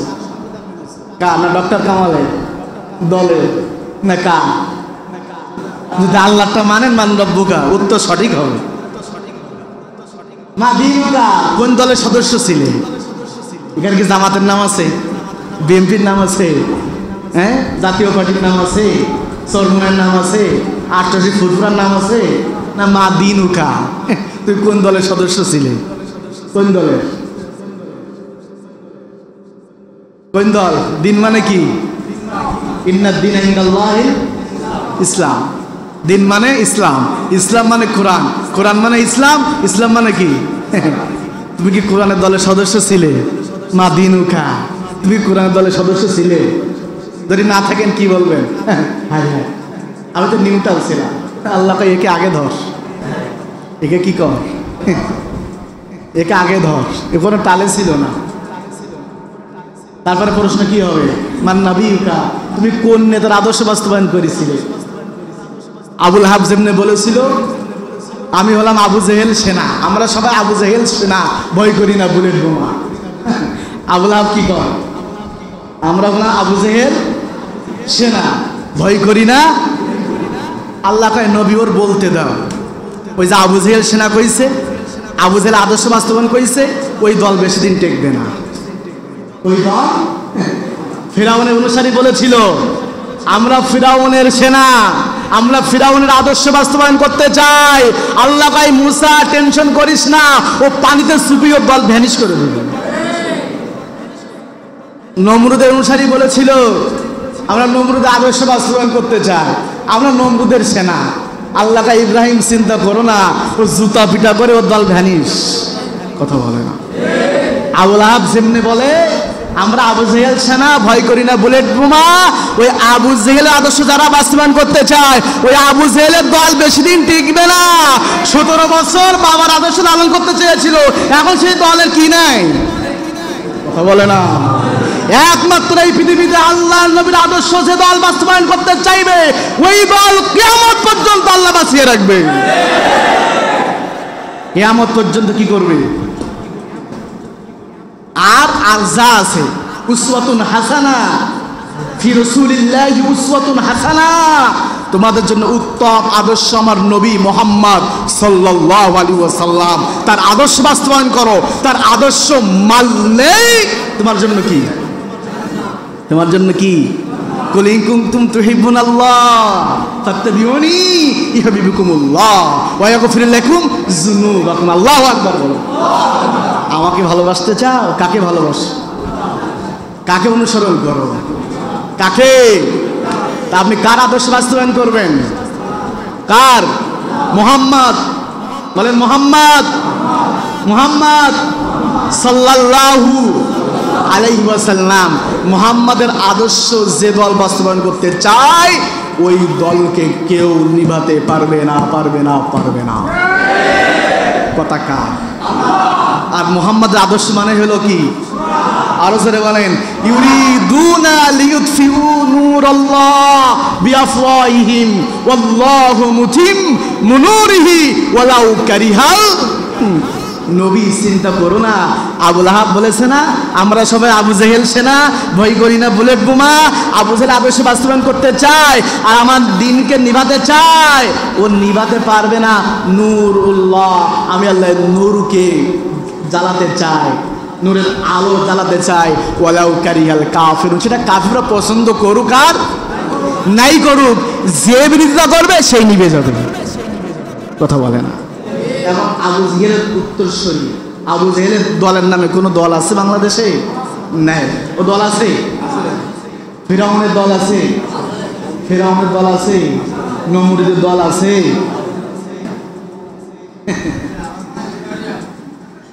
একমাত্র রসুলের আদর্শ ছাড়া এই জমিনে আর কোনো কিছুই থাকবে না। এখন এই সংগ্রামে যদি আপনি সামিল না হতে পারেন, এতে যদি আপনি অংশগ্রহণ না করতে পারেন, আপনি হলো কপাল পোড়া। আপনি হলো কি? আপনি আবুল আহাবের মতন কপাল পোড়া। কি পোড়া? আপন ভাতিজা হওয়ার পরেও তার দলে সামিল হতে পারে নাই। সে চাইছে আবু জেহেলের আদর্শ বাস্তবায়ন করবে। আহারে কপাল পোড়া, আহারে কপাল পোড়া। যে নবীর সুপারিশ ছাড়া জান্নাত পাবা না, সেই নবীর বিরোধিতা করে তাব্বাত ইয়াদা আবি লাহাব খাইছো। তা আজকেও যারা রাসূলের আদর্শের ভিতরে যারা নাই, এদের সাথে যদি আপনি অংশগ্রহণ করেন, আপনি হলো কি পোড়া? আবুল আহাবের মতন কপাল পোড়া। আবুল আহাবের মতন কি? কপাল পোড়া। তাহলে দল কয়টা? কয়টা? হিজবুল্লাহ আর হিজবুশ। কে বলতেছে? নবীকে। কে বলতেছে? তাহলে এই পৃথিবীতে দল থাকবে কয়টা? আরো জোরে। এখন হিজবুল্লাহর কাজ কি? ইয়া আইয়ুহার রাসূল বাল্লিগ মা উনজিলা ইলাইকা মির রাব্বিক। আল্লাহু আকবার বলেন। আল্লাহ রাসূলকে ডেকে বলতেছে বাল্লিগ, তাবলীগ করো। কি করো? বাল্লাগা ইবাল্লিগু তাবলীগান ফাহুয়া মুবাল্লিগুন। কথাটা তাবলীগ করো। কি দিয়া করবা? মা উনজিলা ইলাইকা মির রাব্বিক, তোমার রবের পক্ষ থেকে যেটা নাজিল করা হয়েছে। নাজিল করা হয়েছে কি? আরো জোরে বলেন। তাহলে হিজবুল্লাহর 1 নম্বর কর্মসূচি হলো কি? জমানে দুনিয়াতে কি করা? কোরআন। ওয়া ইল্লাম তাফআল ফামা বাল্লাগতা রিসালাতাহু। যদি তুমি কোরআন দিয়ে রাষ্ট্র পরিচালনা না করো, কোরআন দিয়ে যদি তোমার দল পরিচালনা না করো, রিসালাতের হক আদায় হবে না। কথা কার? কথা কার?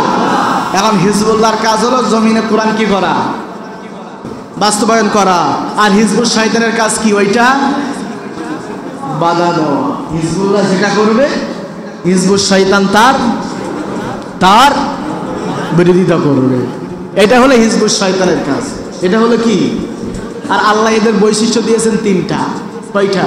ওয়ামাল্লাম ইয়াহকুম বিমা আনজালাল্লাহ ফাউলাইকা হুমুল কাফিরুন ফাউলাইকা হুমুল ফাসিকুন ফাউলাইকা হুমুল জালিমুন। তারা কাফের, তারা ফাসিক, তারা হলো কি? জালেম। যারা কোরআন দিয়ে রাষ্ট্র পরিচালনা করতে চায় না, দল যারা পরিচালনা করতে চায় না, আল্লাহ বলেন এরা কাফের, এরা ফাসিক, এরা জালেম। এখন কাফেরদের সাথে আপনি সম্পর্ক রাখবেন? জালেমদের সাথে রাখবেন? ফাসিকদের সাথে রাখবেন? যদি রাখেন, সব কি হবে? সব কি শেষ। সম্মানিত ভাইরা, এই পর্যন্ত থাক। 10:30 বাজতে গেছে।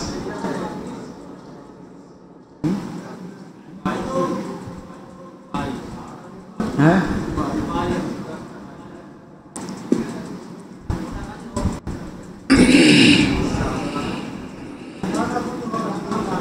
সম্মানিত ভাইরা, আপনারা রাগ করতেছেন? আমি কিন্তু কোন দলের এখানে দালালি করতে আসি নাই। আমি কোরআনের দালাল। কার? আমি কোরআনের কথাই বলে যাবো। ওখানে উরা কাবি নওফেল বলেছে না, কোরআন নিয়ে যখনই কথা বলবা তখনই কি হবে? এই সমাজ থেকে তোমাকে বয়কট করবে। এক শ্রেণীর মানুষ তোমার পক্ষে আসবে, আর এক শ্রেণীর মানুষ তোমার কি করবে? বিপক্ষে যাবে। উরা কাবি নওফেল বলেছে মুহাম্মদ সাল্লাল্লাহু আলাইহি ওয়াসাল্লামকে। কাকে বলেছে? মুহাম্মদ সাল্লাল্লাহু আলাইহি ওয়াসাল্লাম। আল্লাহ বললেন নবী, রাস্তা তোমার সামনে 2টা, দল হলো 2টা। 1 নম্বর হিজবুল্লাহ, আর একটা হলো হিজবুল শয়তান। যদি তুমি হিজবুল্লাহ গ্রহণ করো, শরীর থেকে রক্ত ঝরবে, মাইর খাবা, আমি আল্লাহ তোমাকে বিজয় দান করব। বলেন সুবহানাল্লাহ। আল্লাহ যখন বিশ্ব নবীকে দুনিয়ায় প্রেরণ করলেন, আল্লাহ নবী রাস্তা দিয়ে হাঁটতেন, বিশ্ব নবীর শরীর থেকে যেন ঘাম না ঝরে, এই জন্য আল্লাহ তাআলা সবসময় 1 খণ্ড মেঘ বিশ্ব নবীর মাথার উপরে ছায়া দিতেন। সুবহানাল্লাহ।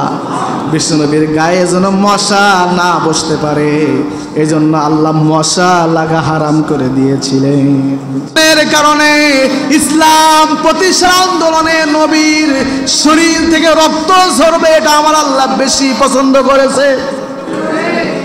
বেশি নবী তোমার শরীর থেকে ঘাম ঝরবে এটা আমি আল্লাহ পছন্দ করি নাই, মশা বসবে পছন্দ করি নাই, কিন্তু তোমার শরীর থেকে রক্ত ঝরবে এটা আমি আল্লাহ বেশি পছন্দ করি। এই জন্য পাথর খাইছো, মন খারাপ করো না, টেনশন করো না। আপন চাচা পাথর মেরেছে, কষ্ট পেয়েছো, ও জিব্রাইল যাও চলে যাও। আপন চাচা পাথর মেরেছে, আমার নবী যেহেতু হিজবুল্লাহ নিয়েছে, আমার নবীকে সান্ত্বনা দাও।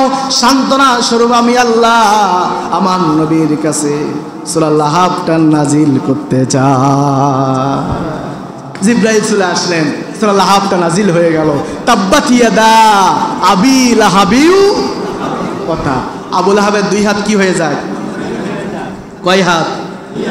আরো জোরে, দুই হাত। এখন দুই হাত বলতে কি এই দুই হাত না ক্ষমতার হাত? আবু লাহাব ছিলেন অর্থমন্ত্রী, আইনমন্ত্রী, তাহলে হাত কয়টা? কয়টা? দুইটা। এই যে আমরা মিছিল করি না, আমার নেতার মার্কায় ভোট দিয়ে আমার নেতার হাতকে কি করেন? এখন হাত শক্তিশালী মানে কি আমরা সবাই হাত ধরে বসে থাকবো, না ক্ষমতার পাওয়ার দিয়ে হাতকে কি করব? কথা বলে না। এই জন্য আবু লাহাবের ক্ষমতার হাত ছিল কয়টা? কয়টা? দুইটা। এই জন্য আল্লাহ বলে তাব্বাত ইয়াদা, ইয়াদুন মানে হাত, বহু বচন হলো ইয়াদা, ইয়াদা মানে দুই হাত। আবু লাহাবের দুই হাত ধ্বংস হয়ে যাক। যে ক্ষমতার কারণে অহংকারী হয়ে গেছে, যে ক্ষমতার কারণে মানুষের উপর জুলুম করেছে, আমি আল্লাহ সেই ক্ষমতার হাতকে ধ্বংস করে দিব। কি করব? ধ্বংস করে দিব। কয় হাত? এখন সূরা লাহাবটা যখন নাজিল হয়েছে, মক্কার ভাষা কি? কোরআনের ভাষা কি? কোরআনের ভাষা কি? আরবি। ব্যাখ্যা করা লাগবে। আবু লাহাব বুঝতে পারে নাই, কথা বলে না, বুঝতে পারে নাই। আল্লাহ যে আবু লাহাবের পক্ষে নাজিল করেছে না বিপক্ষে? কথা বলে না, বিপক্ষে। আজকে আমরা সমাজে যেভাবে আল্লাহর সাথে নাফরমানি করি, আল্লাহর উপরে জুলুম করি, কোরআনের বিরুদ্ধে যেমনে করি, এখন যদি কোনো আয়াত বা কোনো সূরা নাজিল হতো, তাদের নামে নাজিল হয়ে যেত। কথা বলে না, কিন্তু সে সুযোগ আছে। এই জন্যই তো আল্লাহ ফিরাউনের কথা কোরআনে বলেছে, নমরুদের কথা বলেছে, আবু জেহেলের কথা বলেছে, আবু লাহাবের কথা কেন বলেছে? দুনিয়ার মানুষ শোনো, ফিরাউন যে কাজ করে খবরদার ওই কাজ করো না। নমরুদ যে কাজ করেছে খবরদার এই কাজ করো না। আবু জেহেল যে কাজ করেছে খবরদার এই কাজ যদি করো, ওদের পরিণতি যা হয়েছে তোমাদের পরিণতি তাই হবে। কুল সিরু ফিল আরদ, কুল সিরু ফিল আরদ, ঘোরো আর দেখো যারা ইসলামের সাথে গাদ্দারি করেছে, দ্বীনের সাথে গাদ্দারি করেছে, আমি আল্লাহ তাদের কিভাবে সাইজ করেছে একটু দেখো। একটু জমিন ঘোরো আর দেখো। মিস্টার ফিরাউন এখন আছে না? কোথায়? কোথায়? 40 দিনের মাথায় একদিন পায়খানা করতো ফিরাউন। কয় দিনের মাথায়? 40 দিনের মাথায় একদিন পায়খানা করতো। জ্বর সর্দি কাশি কোনোদিন তার স্পর্শ করে নাই। 400 বছরে বেশি হায়াত পেয়েছে। সেই ফিরাউন যেদিন মুসা আলাইহিস সালাম লাঠি ছেড়ে দিয়েছিল, সাপটা যখন হা করেছিল, একদিনই 40 বার পায়খানা করেছিল ভয়তে। কয়বার? আল বিদায়া ওয়ান নিহা, আল্লামা ইবনে কাসির আদি সিরাত, এই সিরাতটা পড়বেন। আল্লামা ইবনে কাসির আল বিদায়া ওয়ান নিহা প্রথম খণ্ড পড়েন। কয়বার পায়খানা করেছিল? একদিনই। যে যত হুমকি দামকি করুক না কেন, একবার নারায়ণ আল্লাহু আকবার বলবেন, ও নদীর এইবার আসার আর সুযোগ পাবেন।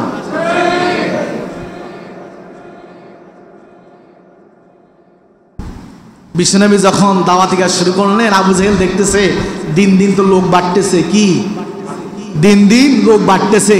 এই জন্য আবু জেহেল পাঠালেন, রুকনা নামে একজন কুস্তিগীর ছিল, কুস্তি।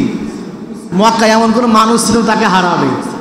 আবু জেহেল বলল, তুমি একটু যাও তো, মুহাম্মদ বিরুদ্ধে লড়াই করো। মুহাম্মদ আজকে নতুন ধর্ম আবিষ্কার করেছে, মানুষ দলে দলে সব কি করতেছে, তার দিকে চলে যাচ্ছে। রুকনা চলে এসেছে, বলে মুহাম্মদ তুমি নাকি নতুন ধর্ম আবিষ্কার করেছো? আল্লাহ নবী কয়, হ্যাঁ আমি নতুন ধর্ম নিয়ে এসেছি, ধর্মের নাম হলো ইসলাম, ইসলাম মানে হলো কোরআন। সুবহানাল্লাহ বলেন।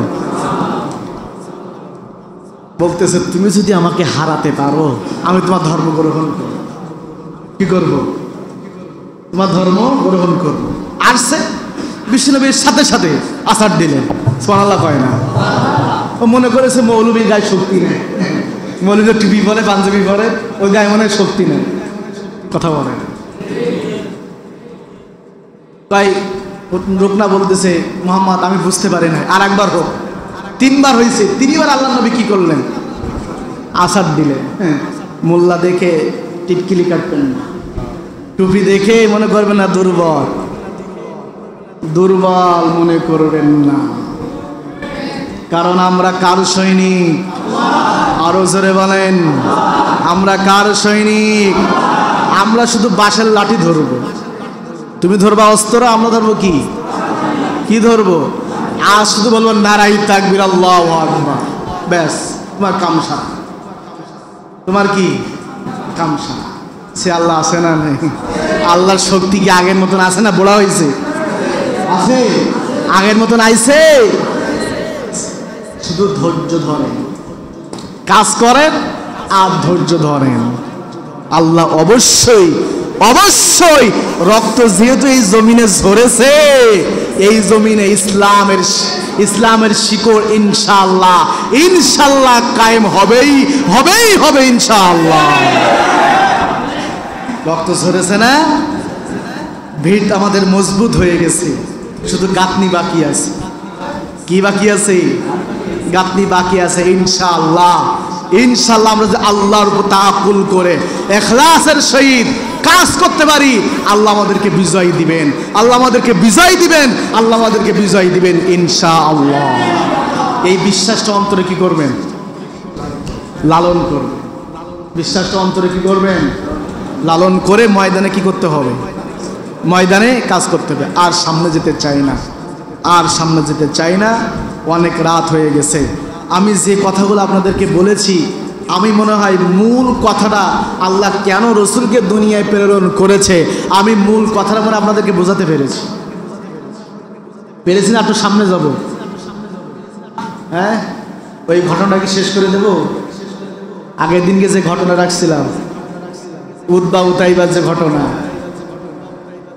গত জুমাতে আমি এসেছি শ্রীপুরে এসেছিলাম। ওখানে একটা ঘটনা আমি শেষ করতে পারি নাই, 5-10 মিনিট লাগবে। আপনাদের কষ্ট হবে? কষ্ট হবে? রসুলের জীবনে যত সামনে যাব তত ভালো লাগবে। ইমানের জজবা বৃদ্ধি হবে, ইমানের জজবা কি বৃদ্ধি হবে। আল্লাহু আকবার বলেন। এখন সূরা লাহাবটা নাজিল হয়েছে।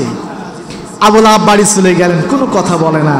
স্ত্রী উম্মে জামিলাকে বলতেছে, আজকে মুহাম্মাদের বিরোধিতা করার কারণে আজকে আমার নামে, আমার বিপক্ষে আল্লাহ একটা সূরা নাজিল করেছে, সূরা লাহাব। কি নাম? লাহাব। আমার ধ্বংস কামনা করেছে। যেহেতু মুহাম্মাদের উপর নাজিল হয়েছে, আমার ধ্বংস তো অবশ্যই অবশ্যই হবে, এতটুকু বিশ্বাস আবু লাহাবের ছিল। আবু লাহাবের ছিল। 2 কন্যাকে ডাকলেন। বিশ্বনবীর 2 কন্যার সাথে আবু লাহাবের 2 ছেলের সাথে বিয়ে দেওয়া ছিল, উতাইবা এবং উতবা, কুলসুম এবং রুকাইয়া। এই 2 কন্যার সাথে আবু লাহাবের 2 ছেলের সাথে কি ছিল? এই সম্পর্কে চাচা কি হয়? বিয়াই। কি হয়? বিয়াই। আবু লাহাব 2 কন্যার সন্তানকে ডাকলেন, ডেকে বলতেছে, যাও পিতাকে বোঝাও, কোরআনে দাওয়াত দিতে বন্ধ করো। এতদিন ভালো ছিল, এখন কেন নতুন ধর্ম আবিষ্কার করেছে? আমাদের বাপ দাদাদের ধর্মের মুখে লাঠি মেরে নতুন ধর্ম আবিষ্কার করেছে, যাও বন্ধ করতে বলো। যদি বন্ধ না করে তাহলে মুহাম্মাদের 2 কন্যাকে কি করা হবে? তালাক দেওয়া হবে। 2 কন্যা চলে গেলেন। মুহাম্মদ সাল্লাল্লাহু আলাইহি ওয়াসাল্লামকে বললেন, আব্বাজান, আপনার চাচা, আপনার বিয়াই আবু লাহাব আমাদেরকে পাঠিয়েছেন, আপনি যদি তাওহীদের কাজ বন্ধ না করেন, রিসালাতের কাজ যদি আপনি বন্ধ না করেন, আমাদের 2 কন্যাকে তালাক দেওয়া হবে। বিশ্বনবী 2 কন্যাকে সাথে নিয়ে আবু লাহাবের বাড়ির দিকে চলে গেলেন। আবুল আহাব দুই সন্তানকে সাথে নিয়ে বিশ্বনবী বাড়ির দিকে রওনা দিয়েছেন। রাস্তার মাঝখানে দেখা হয়ে গেল। আবুল আহাব কয়, ভাতিজা মোহাম্মদ, কোরআন বন্ধ করো, কোরআনের দাওয়াত বন্ধ করো। মুহাম্মদ সাল্লাল্লাহু আলাইহি ওয়াসাল্লাম বললেন, চাচা আমি যে হিজবুল্লাহ গ্রহণ করেছি, আপনি যতই আপনার ভয় দেখেন না কেন, চোখ তোলার ভয়, হাত ভাঙার ভয়, জেলখানায় যাবার ভয়, ফাঁসির মঞ্চে যাওয়ার ভয়, যতই আপনি ভয় দেখেন না কোনো কাম হবে না। কারণ যেহেতু হিজবুল্লাহ দল গ্রহণ করেছেন, আর হিজবুল্লাহ দলের নেতা হলো স্বয়ং আমার আল্লাহ। কে? আল্লাহ। আর হিজবুল শয়তানের দলের নেতা হলো আবু জেহেল, আবুল আহাব। কথা বলে না চাচা, ভয় দিকে কোনো লাভ নাই। আবুল আহাব কয়, তোমার দুই কন্যা তালাক। বিশ্বনবী কয়, দুই কন্যা কেন? শত শত কন্যা যদি তুমি তালাক দাও, আমার আল্লাহ এর থেকে ভালো পাত্রের ব্যবস্থা আমার রব করে দিবেন। এই জন্য তো ওসমানকে জিন্নুল আইন বলা হয়। বিশ্বনবী দুই কন্যা বিয়ে করেছিলেন। সুবহানাল্লাহ। ওসমান রাদিয়াল্লাহু তাআলা আনহু জিন্নুল আইন দুই কন্যা বিয়ে করেছিলেন। কার? বিশ্বনবী সাল্লাল্লাহু আলাইহি ওয়াসাল্লাম। বিশ্বনবী যখন এই কথা বললেন, উতবা একটু ভালো ছিল, উতাইবা ছিল খারাপ। উতাইবা ছিল কি? খারাপ। সে বিশ্বনবীর মুখের দিকে থুতুটা নিক্ষেপ করে দিলেন। আহারে, পূর্ণিমা চাঁদের দিকে সুন্দর আল্লাহর নবীর চেহারা, যার চেহারা দেখে পূর্ণিমার চাঁদ পর্যন্ত লজ্জা পেত, সেই চেহারার দিকে উতাইবা থুতু নিক্ষেপ করেছে, আমার নবীকে গালি দিয়েছে। থুতু নিক্ষেপ করার সাথে সাথে আল্লাহ থুতুটা বিশ্বনবীর মুখে না লাগার ব্যবস্থা করে দিয়েছেন। সুবহানাল্লাহ। আর যেহেতু গালি দিয়েছে, আল্লাহ নবী দোয়া করলেন, আল্লাহ আজকে তোমার দিনের কারণে, কোরআনের দাওয়াত দেওয়ার কারণে, ইসলামী আন্দোলন করার কারণে আজকে আমার দিকে থুতু নিক্ষেপ করেছে, আমাকে গালি দিয়েছে, আল্লাহ তোমার কাছে বিজয়, তোমার কাছে বিচার দিয়ে দিলাম। আল্লাহ তোমার সৃষ্টি হিংস্র প্রাণী যেন উতাইবাকে খেয়ে শেষ করে দেয়। দোয়া করার সাথে সাথে আবুল আহাব আর ওখানে দাঁড়াই নাই, চলে গেছে। চিন্তিত হয়েছে, মুহাম্মদ যেহেতু বলেছে, রক্ষা নাই। কি নাই? কারণ মুহাম্মদ যেটা বলে আল্লাহ সেটা করে। মুহাম্মদ যদি বলে হ্যাঁ, উম্মতের জন্য হালাল, যদি বলে না, উম্মতের জন্য কি? হারাম। স্ত্রীকে বলতেছে উম্মে জামিলা, কি বলতেছে? ভাতিজা মুহাম্মদ এই দোয়া করেছে, তোমার সন্তান উতাইবাকে যেন কিসে খায়? হিংস্র প্রাণী শেষ করে দেয়। কিছুদিন পরে আবুল আহাব ব্যবসায়ী কাজের জন্য সিরিয়ায় যাবেন। উম্মে জামিলা বলতে, তো তোমার ছেলে পাহারা দিবে কে? তুমি যেহেতু অর্থমন্ত্রী, আইন মন্ত্রী, তোমার সাথে অনেক বাহিনী যাবে, র্যাব যাবে, বিজিবি যাবে, সেনাবাহিনী যাবে, আরো যত বাহিনী আছে সব তোমাকে প্রোটোকল দিতে দিতে কি করবে? কথা বলেন না। মানুষের উপর এমন জুলুম আবুল আহাব, আবু জেহেল করেছে যে পুলিশ ছাড়া যেতে পারে না। কথা বলেন। কারণ গিলেই জনগণ কি করবে? জনগণ কি করবে? কারণ জনগণের টাকা খাইছে, পিস খাইছে, রড খেয়ে বাস ঢুকাইছে। কথা বলে না। এদের ভয় আছে না নাই? আছে না না? এসে আমার উস্তাদ একটা গল্প করত, এটা হলো কিশোর কণ্ঠ, ওখানে একটা গল্প লেখছে। একজন ব্যক্তি কলা চুরি করেছে। কি চুরি করি? কলা চুরি করার কারণে দুইজন পুলিশ তাকে গার্ড দিয়ে নিয়ে যাচ্ছে। কয়জন পুলিশ? দুইজন পুলিশ। তখন ওই ছেলে তার মার কাছে জিজ্ঞাসা করছে, মা ওই ব্যক্তিকে কেন দুইজন পুলিশ গার্ড দিয়ে নিয়ে যাচ্ছে? মা বলতেছে কলা চুরি করেছে, এই জন্য দুইজন পুলিশ গার্ড দিয়ে নিয়ে যাচ্ছে। তোর ছেলে বলতেছে, আমাদের সমাজের নেতারা যেমন আমাদের সমাজে আছে, দেখি 3-4 গাড়ি পুলিশ থাকে, তাহলে ওরা কি চুরি করেছে?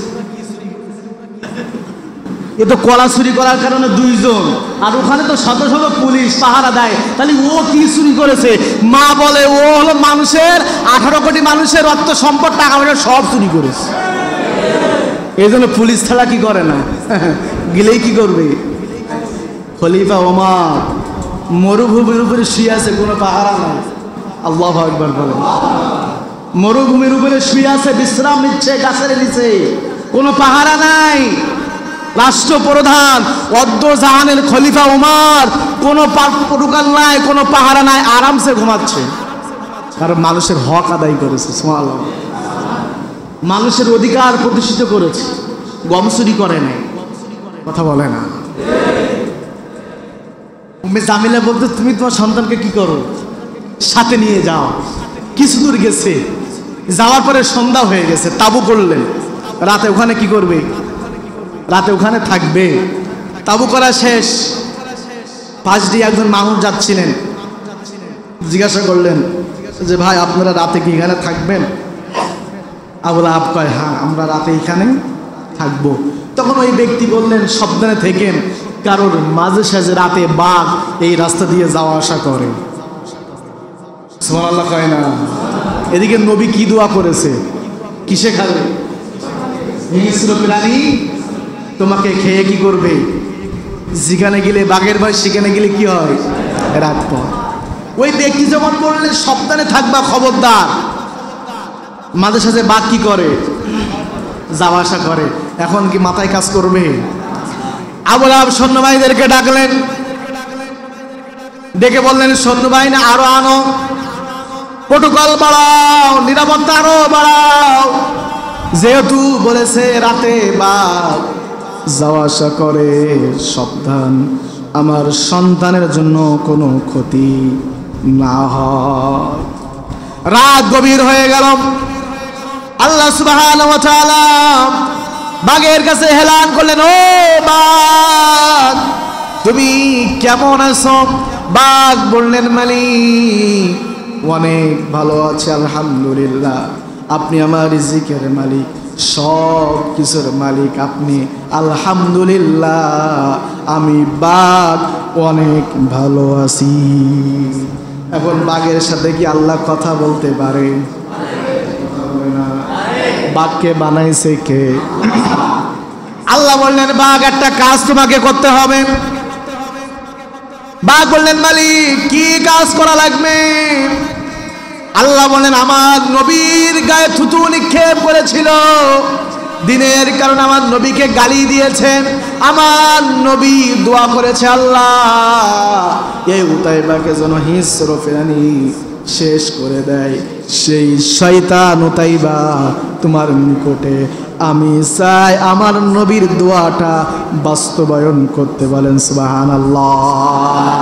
বাঘ তোমার কাজ হলো উতাইবাকে ধরে শেষ করে ফেলা, এই কাজ তোমাকে করা লাগবে।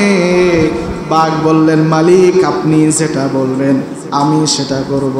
আল্লাহ বলেন বাঘ যাও উতাইবাকে ধরে আনো। বাঘ চলে আসলেন, দূর থেকে বাঘ লক্ষ্য করলেন অনেক সৈন্যবাহিনী অস্ত্র নিয়ে দাঁড়িয়ে আছে। এখন বাঘ কি সামনে যাবে? কি আছে? কি আছে? অস্ত্র। বাঘ তো আর সামনে যাবে? পিছন দিকে চলে আসছে, এসে বলে আল্লাহ কেমনে যাব, কেমনে ধরবো? কারণ ওদের হাতে আছে কি? কি আছে? অস্ত্র আছে। যাওয়ার সাথে সাথে কি করবে? আমাকে মেরে দিবে। আল্লাহ কিভাবে করব? আমার আল্লাহ কয় বাঘ তোমাকে যেটা করতে বলেছি তুমি সেটা করো, আমি আল্লাহ আরশে আজিমে বসে তোমাকে সাহায্য করব। তোমার কাজ তুমি করো, সাহায্য লাগবে আমি আল্লাহ আরশে আজিমে বসে তোমাকে সাহায্য করব। হতাশ হওয়া যাবে? যাবে। গভীর রাতে কে যেন মাইকিং করতেছে, এলাকার মানুষ আপনারা সাবধানে থাকবেন, কারণ এলাকায় কি ঢুকছে আরো জোরে। যিনি মাইকে এলান করতেছিলেন আল্লাহ তার অন্তরে দুইটা কথা সেট করে দিলেন, কেউ যদি বাঘের থাবা থেকে বাঁচতে চায় সে যেন চোখ বন্ধ করে কথা না বলে। এই দুইটা কাজ যে করবে বাঘ তাকেই কিছুই বলবে না। কি বন্ধ করবে? আরো জোরে। আর এখন চোখ যদি বন্ধ থাকে বাঘ দেখতে পাবে, কথা যদি বলতে না পারে তাহলে কেমনে বলবে বাঘ এসেছে?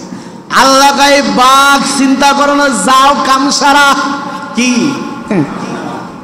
ভয় পাবার কোনো কারণ নাই। ওয়ামাকারু মাকরা ওয়ামাকারনা মাকরা ওয়া হুম লা ইয়াশউরুন। আল্লাহু আকবার। এই জমিনে যারা কোরআন নিয়ে ষড়যন্ত্র করে, ইসলাম নিয়ে যারাই ষড়যন্ত্র করে, আমি আল্লাহ সব কিছুই দেখি। সুবহানাল্লাহ। ওয়া মাকারনা মাকরা ওয়া হুম লা ইয়াশউরুন। তোমরা ষড়যন্ত্র করো, আমি আল্লাহ কৌশল করি। তোমরা ষড়যন্ত্র করো, আমি আল্লাহ দেখি। কিন্তু আমি যে কৌশল করি পৃথিবীর কোনো মানুষ কথা বলে না, কথা বলে না। তার বাস্তব প্রমাণ আমরা 5 আগস্টে পেয়ে গেছি। ও নিজেই জানতো না দুপুরে খাওয়া হারাম। কথা বল না। এই দেশে আর থাকা হবে না। ও তো 1 ঘন্টা আগেও জানতো না। জানতেন কে? ওয়া মাকারু মাকরা ওয়া মাকারনা মাকরা ওয়া হুম লা ইয়াশউরুন। ষড়যন্ত্র করেছো, মানুষ মেরেছো, ইন্টারনেট বন্ধ করে, আমি আল্লাহ সব কিছুই দেখেছি। কিন্তু দুপুরে খাওয়া যে তোমার হারাম, আমি আল্লাহ কৌশল করেছি, তুমি টেরও পাও না। সে আল্লাহ আছে না? না। আল্লাহ কাইবাগ। চিন্তা করো না, চিন্তা করো না। আবুল আব সন্তানকে বাঁচাবে, সন্তানকে বাঁচাবে কৌশল করেছে, আর আমি আল্লাহ ওই সন্তানকে মারবো তো জানেও না। যাও কাম সারা। এখন মাইকে যখন ঘোষণা হলো চোখ বন্ধ, মুখ আল্লাহ কাইবাগ। নিকটে যাওয়ার পরে একটা হুমকার দিবা। কি দিবা? আরো জোরে, শুধু হালুম বলে একটা হুমকার দিবা, ব্যাস, আর কিছুই করা লাগবে না। ময়দানে টিকে থাকবা, ইমানের উপর অটল থাকবা। ইমানের পথে যদি তুমি থাকতে পারো, আমি আল্লাহ এমন ব্যবস্থা করে দিব, রাজাকার লোক নিয়েই তোমাকে দেশ থেকে। কথা বলে না। এই স্লোগান আবার ইদানিং দেওয়া শুরু হয়েছে। আবার দাও, কোনো সমস্যা নেই, দাও, আল্লাহ আছে। কে আছে? বাঘ এসে হালুম শব্দ করেছে। এখন সৈন্যবাহিনী চিন্তা করলে জীবন বাঁচাতে হবে। কি বাঁচাতে হবে? এখন মাইকে যেহেতু শুনছে, কি চোখ মুখ। এখন বাঘ কয় আল্লাহ চেনবো কেমনে? অনেক সৈন্যবাহিনী, চেনবো কেমনে? উতাইবা এটা। আল্লাহ কয় মুখ শোক। কি শোক? মুখ শোক। মুখ শোক, যার মুখে গন্ধ, মনে করবা শয়তান ওইটা। কারণ আমার নবীকে কি করেছে? থুতু দিয়েছে, গালি দিয়েছে। ওই মুখে কখনোই সুগন্ধ আসবে না, দুর্গন্ধ ছাড়া। কথা বলে না। যাদের বক্তব্যে কোরআন নাই, ইসলাম নাই, রাসূলের আদর্শ নাই, ওইটা কখনো ইসলামের পক্ষে বক্তব্য হতে পারে না। ওটা সবসময় দুর্গন্ধ। ওটা সবসময় কি? ওটা সবসময় কি? ওই মুখ দিয়ে কখনো ভালো কথা আশা করবেন না। ভালো কথা আশা করবেন না। এখন বাঘ মুখ শুকতেছে, চোখ খুলবে। আপনি একজন খুলবে, কথা বলবেন। এখন শুকতে শুকতে আবুল আহাবের মুখ পর্যন্ত গেছে। কোন পর্যন্ত? আবুল আহাবের মুখের কাছে গিয়ে আবুল আহাব চিন্তা করলো, চোখ যদি খুলি আর মুখ যদি কথা বলি, তাহলে তো আমার কি হবে? এই জন্য চোখও খুলবো না, মুখ দিয়ে কথাও বলবো না। আমি আবুল আহাব যদি বেঁচে থাকি, ওই রকম সন্তান আরো বেশি হবে। কথা বলেন। জীবন দেব না, জীবন। আমি আবুল আহাব বেঁচে থাকলে কি হবে? ওই রকম সন্তান আরো হবে। এখন মুখ শুকতে শুকতে শুকতে উতাইবাকে পেয়ে গেছে। কাকে? এখন উতাইবা মনে মনে বলতেছে, আহারে, মুহাম্মদ যেটা বলেছে আমি জানতাম এটা একদিন কার্যকর হবে। সুবহানাল্লাহ। আরো জোরে খন। ইসলাম বিদ্বেষী হলেও রাসূলের কথা যে আল্লাহ কার্যকর করবে, এটা আবুল আহাবও জানে, আবু জেহেলও জানে। আবু জেহেল বলেছিলেন, ভাইয়া মুহাম্মদ তুমি যা বলো সব সত্য বলো, শুধু ক্ষমতা ধরে রাখার জন্য তোমার বিরোধিতা করো, আর কোনো কিছু না। এতটুকু বিশ্বাস কি আমাদের আছে নবীর প্রতি? আবুল আহাবের বিশ্বাস কি আমাদের অন্তরে আছে? কথা বলো।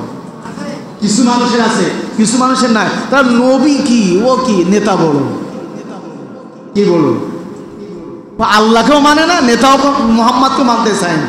কথা বল, এরকম মানুষ আছে না নাই? রসুলের গুরুত্ব বেশি তার কাছে নয়, আল্লাহর গুরুত্ব তার কাছে বেশি নয়, মানুষ তার গুরুত্ব তার কাছে বেশি। এরকম মানুষ আছে না নাই? হ্যাঁ, মনে নিলে কি সে তোমার সুপারিশ করবে না রসুল করবে? রসুলের আদর্শ ছাড়া তো যাওয়ার কোনো সুযোগ নাই, আছে? এখন মুখ শুকে শয়তান পেয়ে গেছে, শয়তান পাওয়ার পর ওকে ধরে নিয়ে অন্য সাইডে যাওয়ার পরে ওকে কি করেছে? খেয়ে শেষ করে দিয়েছে। তাহলে আপনি যদি আল্লাহর পথে থাকতে পারেন, আল্লাহ আপনাকে বাঘ দিয়ে সাহায্য করবে। কথা বলেন, যদি আপনি ময়দানে টিকে থাকতে পারেন, আল্লাহ আপনাকে অবশ্যই অবশ্যই সাহায্য করবে। কথা বলে না? যেমনি ভাবে আল্লাহ বাঘ দিয়ে কি করেছেন? সাইজ করেছেন। কথা বলে না? এখন আবুল আহাব কই সৈন্যবাহিনীদেরকে, তোমাদের চাকরি শেষ, বেতন বন্ধ, সব বন্ধ, আমার সন্তানকে তোমরা বাঁচাতে পারলে না। সৈন্যবাহিনী, তোমার তো মুখ শোক ছিল, তুমি কোথায় ছিলে? সমাজে মানুষের জুলুম করবা, অত্যাচার করবা, ইসলামের বিরোধীদের স্লোগান মারবা, ইসলামের বিপক্ষে কথা বলবা, আর বিপদে পড়লে আমরা নো নো আমরা নিশ্চুপ হয়ে যাবো, চুপচাপ হয়ে যাবো, কোনো কাজ নেই আমাদের। আমরা বরং বলবো তুমি ছেড়ে চলে যাও। কি করো? সে আল্লাহ আছে না নাই? আছে না নাই? আল্লাহ আমাদেরকে কবুল করেন, বলে না আমি। আমরা যতদিন বেঁচে থাকবো, কোথায় থাকবো? কার কাছে? কোরআনের কাছে আত্মসমর্পণ করব। কোরআনকে আমাদের জীবন মরণ হিসেবে গ্রহণ করতে হবে। কোরআনের জন্য আমার জীবন দেবো। ফায়াকতুলুনা ওয়া ইউকতালুন। কোরআন বাস্তবায়ন করতে হয় মারবো না হয় মরবো, ইনশাআল্লাহ বলেছে না? ফায়াকতুলুনা ওয়া ইউকতালুন, হয় মারো না হয় কি করো? কোরআন বাস্তবায়ন করতে হয় মারো না হয় মরো। আমরা কোরআনের জন্য মরতে চাই। এর জন্য আমি আগের দিনও বলেছিলাম, এমন জীবন করিও গঠন, মরিলে হাসবে তুমি, কাঁদবে এই ভুবন। আহারে মানুষ বোধে কাকে হারিয়েছি। কোরআনের পাখি যেদিন মারা গিয়েছিল, মানুষ অতিষ্ঠিত হয়ে গেছিল, কান্নার ঝরঝরি কণ্ঠে আহা করেছিল, কাকে হারিয়েছি। কথা বলেন। আবার যখন শয়তান মরে, আবার যখন কেউ মরে, তখন মানুষ বলে শয়তান একটা মরেছে, আল্লাহ বাঁচাইছে। কথা বলেন। এই জন্য এমন জীবন করিও গঠন, মরিলে হাসবে তুমি, কাঁদবে ভুবন। এমন জীবন করিও না গঠন, মরিলে কাঁদবে তুমি, হাসবে ভুবন। কথা কি ক্লিয়ার? ক্লিয়ার? সারা জীবন বাঁচবেন? কে হাত তোলেন? সারা জীবন বাঁচবেন? বাঁচবেন না মরা লাগবে? মরা লাগবে। আল্লাহর কাছে জবাব দিয়ে করা লাগবে। কেমনে জবাব দিন যদি কোরআনের কাছে না থাকেন? ভাইরে, আমি আপনার বিপক্ষে নয়, আমি আপনাকে দেখে বলছি না আপনি জাহান্নামের রাস্তায় চলে যাচ্ছেন। আমি আপনাকে সাবধান করার জন্য এসেছি। যে পর্যন্ত গিয়েছেন ওই পর্যন্ত ব্রেক, পিছনে আসেন, জান্নাতের রাস্তায় ঢোকেন। সুবহানাল্লাহ বলেন। বালিশে মাথা দিয়ে চিন্তা করবেন, কে তোমাকে বানাইছে? কে তোমাকে খাওয়ায়? কার অক্সিজেন তুমি গ্রহণ করো? আল্লাহ বলেছে, বান্দা তুমি অক্সিজেন নাও। চোখ দিলাম দেখার জন্য, কথা বলার জন্য শক্তি দিলাম, চলার জন্য পা দিলাম। বান্দা তোমার কাছে আমি টাকা চাই না, কোনো কিছু চাই না, অর্থ সম্পদ চাই না। মা খালাকতুল জিন্না ওয়াল ইনস ইল্লা লিয়াবুদুন। আমি তোমাকে শুধু সৃষ্টি করেছি আমার ইবাদত করবা, আমার গোলামি করবা, আমার দাসত্ব করবা, আমার কোরআন মেনে চলবা, আমার ইসলামের ভিতরে উদখুলু ফিস সিলমি কাফা, পরিপূর্ণ ইসলামের ভিতরে প্রবেশ করবা। ওয়ালা তাত্তাবি খুতুওয়াতুশ শয়তান, শয়তান অনুসরণ করবো না। গোলাম, আমি এই জন্য তোমাকে বানিয়েছি, এত সুন্দর আকৃতি তোমাকে দিয়ে পাঠিয়েছি। আমি আল্লাহ ইচ্ছা করে তোমার চোখ বন্ধ করে দিতে পারতাম, আমি আল্লাহ ইচ্ছা করলে পঙ্গু করে প্যারালাইসিস দিয়ে এই পৃথিবীতে তোমাকে পাঠাতে পারতাম, পারতেন না? আল্লাহকে সেটা করেছে। হাত জোর করে বলে যাচ্ছি, যারা এখনো পর্যন্ত শয়তানের ধোঁকায় পড়ে, মানুষের ধোঁকায় পড়ে কোরআনের বিরোধিতা করছেন, ইসলামের বিরোধিতা করছেন, এখনই তওবা করেন। তওবার সুযোগ আছে, মৃত্যুর সময় তওবা করবেন। ওই তওবা কিন্তু আল্লাহর দরবারে যাবে না। ওয়ালাইসাতিত তাওবাতু লিল্লাযিনা ইয়ামালুনা সাইয়্যাত হাত্তা ইযা হাদারা আহাদাকুমুল মাউত ক্বালা ইন্নী তুবতুল আন। সারা জীবন খারাপ কাজ করেছো, এখন মনুষ্য অবস্থা হইছো, ইমাম দেখে নিয়ে তওবা করবা। আল আন, এখন তোমার তওবা কবুল হবে না। কথা কা? এই জন্য ভাইরা, এখন হায়াতের জিন্দেগি আছে। আমি আপনার বিপক্ষে বলতে আসি নাই, আপনার বিবেকের কাছে দাঁড় করিয়ে গিয়ে দিয়ে গেলাম, এই জমিনটা কার? আসমানটা কার? আল্লাহ আমাদেরকে পাঠিয়েছেন খলিফার দায়িত্ব দিয়ে তার প্রতিনিধিত্ব করার জন্য। আল্লাহর রাষ্ট্র হলো দুইটা, কয়টা? একটা হলো আসমান রাষ্ট্র, আর একটা হলো কি রাষ্ট্র? জমিন রাষ্ট্র। আসমান রাষ্ট্র আল্লাহ বলেছে ফেরেশতা তোমার এই কাজ, একবারই বলেছে ফেরেশতা কিয়ামত পর্যন্ত সেই কাজ করবে, কথা বলে না। কিন্তু জমিন রাষ্ট্র আল্লাহ বিধান বাস্তবায়ন করার জন্য, আল্লাহর কোরআন সংবিধান আকারে প্রতিষ্ঠিত করার জন্য খলিফা যে কাজ আল্লাহ স্বয়ং নিজে করতে চায় সেই কাজ আল্লাহ না করে আমাদেরকে পৃথিবীতে পাঠিয়েছেন সেই কাজ করার জন্য। আমরা যদি ওই কাজটা না করি তাহলে জাহান্নাম ছাড়া আর কিছুই হবে না, জাহান্নাম ছাড়া আর কিছুই হবে না। জবাব দিতে পারবেন আল্লাহর কাছে? জবাব দিতে পারবেন? যৌবনের শক্তি কোন পথে ব্যয় করেছো, হায়াতের জিন্দেগি কোন পথে ব্যয় করেছো, কোন পথ থেকে অর্থ সম্পদ নিয়ে এসেছো, আবার কোন পথে ব্যয় করেছো, কতটুকু আমল করেছো, এর জবাব দিয়েই কিন্তু হাসরের ময়দান থেকে এক পা আপনাকে নাড়াতে হবে।